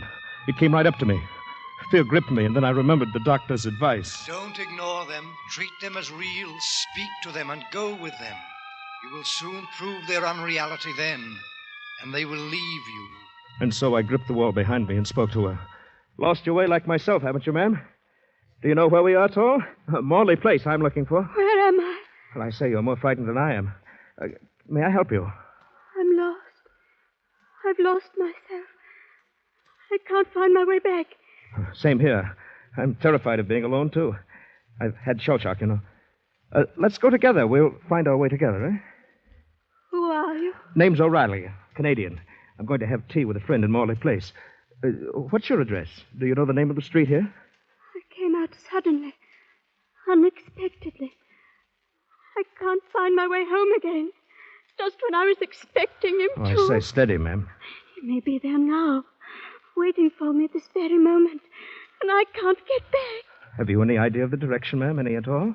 We'll go together. Listen. I hear him calling.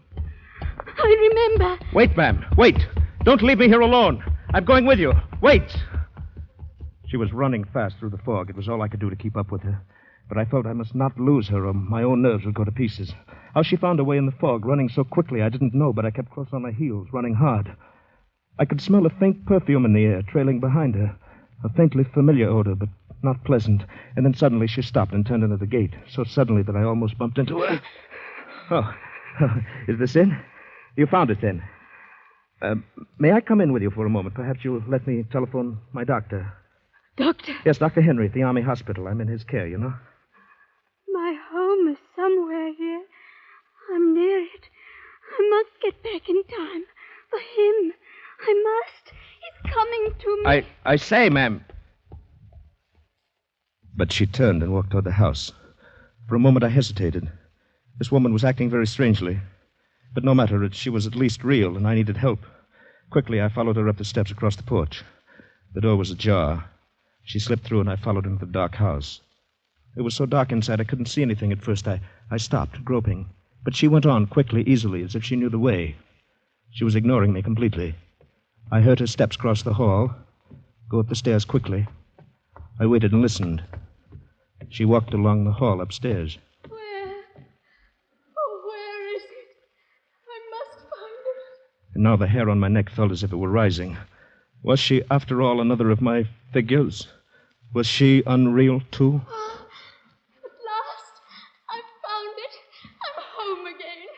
I heard her open a door upstairs, go in and close it after her. Then there was silence, profound silence. And I was alone in a dark, unoccupied house. The white-covered furniture in the hallway loomed like ghosts. And there was no sound. I felt my panic coming back. But she was upstairs. And at least she was companionship.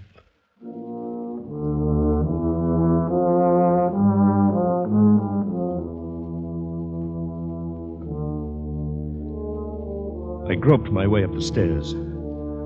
Along the upstairs hall. There was no sign of life. Where are you? I want to help you. Which room are you in? There was no answer. But as I put my hand on a table to steady myself, I felt something. It was a candle stump. With a gasp of relief, I took it up and lighted it. Now I could see a little. One by one, I tried the bedrooms. They were dusty and unused. The furniture covered, the mattresses rolled up on the beds. They were all alike. Until I opened the last door. Instantly, I knew this was it. I smelled the perfume. Only now I recognized it, understood why it was unpleasant to me. It was the smell of a hospital, of chloroform. And there was the woman, her dark fur coat wrapped around her, her jewels just showing at the neck. And she was stretched out on the bed, motionless. Instantly, I knew she was dead. In the next instant, I thought I would go mad. The blood on her face was congealing. Her skin was cold. I knew then that she'd been dead for an hour at least, and that what I saw in the street was not real. This was the shock that Dr. Henry had warned me to avoid. And what happened then? Well, I heard the door open up downstairs. Someone came in. The one she'd been expecting, no doubt. And suddenly I realized the danger of my being found there beside a woman who had obviously been murdered. Well, I slipped into another bedroom, and when he went into that room with her, I slipped out and crept downstairs. I stumbled, and he heard me, and I came out. I ran down and out into the fog, into the street and away. How long I ran or where, I don't know. When I was exhausted, I stopped. And then you came and found me. Well, what do you think? A tall tale, isn't it? Yes. Strange, but not incredible. I see no reason to disbelieve anything you've told me. Things equally remarkable, equally incredible, happen every day in a big city. I know from personal experience. Oh, I could give you many instances. But the woman, I saw her, and yet she was already dead. Such things are hard to explain, perhaps cannot be explained, except, of course, your mind in its present state may still play tricks on you. Perhaps you saw a woman in the fog and followed her. You may have missed her and only thought you saw her go into that house. But what about the dead woman? She was real enough. Perhaps, perhaps not. She, too, may have been just fantasy. You may never have left the street. No, I'm sure of that, at least. I must believe it. She was real, and the man who came up the stairs was real. If I didn't believe that, I think I should go mad. Yes, perhaps that is important. Then, let me see. Have you any proof of what you saw? Something, perhaps, that you carried away with you? None. But wait. I left something there. My hat. I left it on the bed beside her body. My initials were in it. Ah? And so, if it was all real, I shall be getting a visit from the police one day soon. Perhaps. And then I'll know. And I'll be charged with murder. I don't think so. You think the police would believe this fantastic story? As I told you, many strange things happen in a city like this. For instance, I knew of a similar case many years ago. Strangely similar case. Almost a coincidence. Would you like to hear it? Yes, I suppose so. It happened during the last war. A colleague of mine, a surgeon now dead, married a charming girl, young and beautiful. He was wealthy, and they lived comfortably for many years. They seemed happy together. Then came the war, and he went overseas. His income was stopped, of course. The big house closed. His wife found life not so pleasant as before. And somehow she blamed her new hardships on him. You see, she was devoid of imagination, without any power for sacrifice. But she was still young and beautiful. The inevitable young man came along to console her. He was rich. They planned to go off somewhere. Only by chance, the husband came back from overseas suddenly. Just in the nick of time. Well, he should have let her go. He was well rid of her, I'd say. Well rid of her, yes. Only he decided to make the riddance final. He decided to kill her and her lover. You see, he loved her. He planned the time and place carefully. They met, he knew, in the big house, now closed. He waited for them there. The plan failed, however, in one important detail. She came at the appointed time, but without her lover. She found death waiting for her. Oh, completely painless death. But the lover did not come. The door had been left open for him. The house was deserted, and it was a foggy night, like tonight. But he did not come. Instead, a stranger came. And where was the surgeon all this time? Waiting outside, concealed in the fog. He saw the man go in, and he followed him to kill him. But the man was a stranger. He came in by chance, like you, to shelter from the fog. I think that I should... Why, what is the matter, sir? Well, I really must be going. Oh, of course, if you wish. Thank you for your kindness and hospitality. Oh, it's been a pleasure, young man. I enjoyed your story, although I confess I expected one a little different. Your coat. Thank you. I'll walk with you to the door and give you the directions. You're in luck. I think the fog's lifting a bit. Doctor, may I ask, your friend, the surgeon, was he ever caught? That's the part of the story I don't know. He was clever enough so that I doubt it. Unless he told somebody, made a confession. I see. And even so, unless that other person had some proof. Oh, by the way, you can't walk about in the fog without a hat. Here, it's an extra one of mine. You needn't trouble to return it. Thank you. Thank you very much.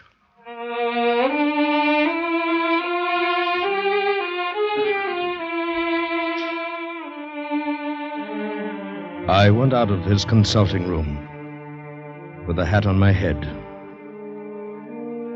In 10 minutes, I was at the tube station.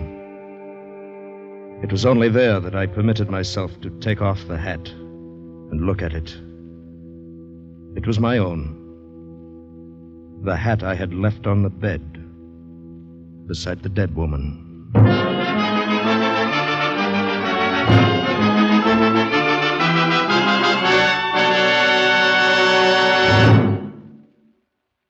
Escape is produced and directed by William N. Robeson, and tonight brought you Confession by Algernon Blackwood, adapted for radio by John Dunkel, with Bill Conrad as O'Reilly, Ramsey Hill as the doctor, and Peggy Weber as the woman in the fog. Music was conceived and conducted by Cy Feuer. Next week, you were trapped in the dark maze of the native quarter of Mozambique. A dead man at your feet, the police closing in around you. And beside you is a girl with whom you must escape.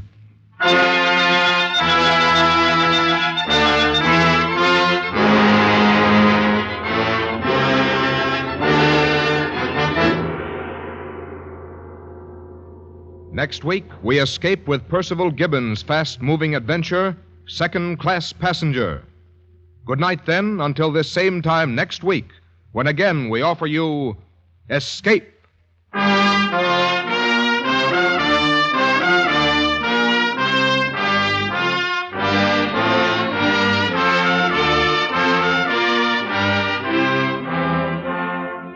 This is CBS, the Columbia Broadcasting System.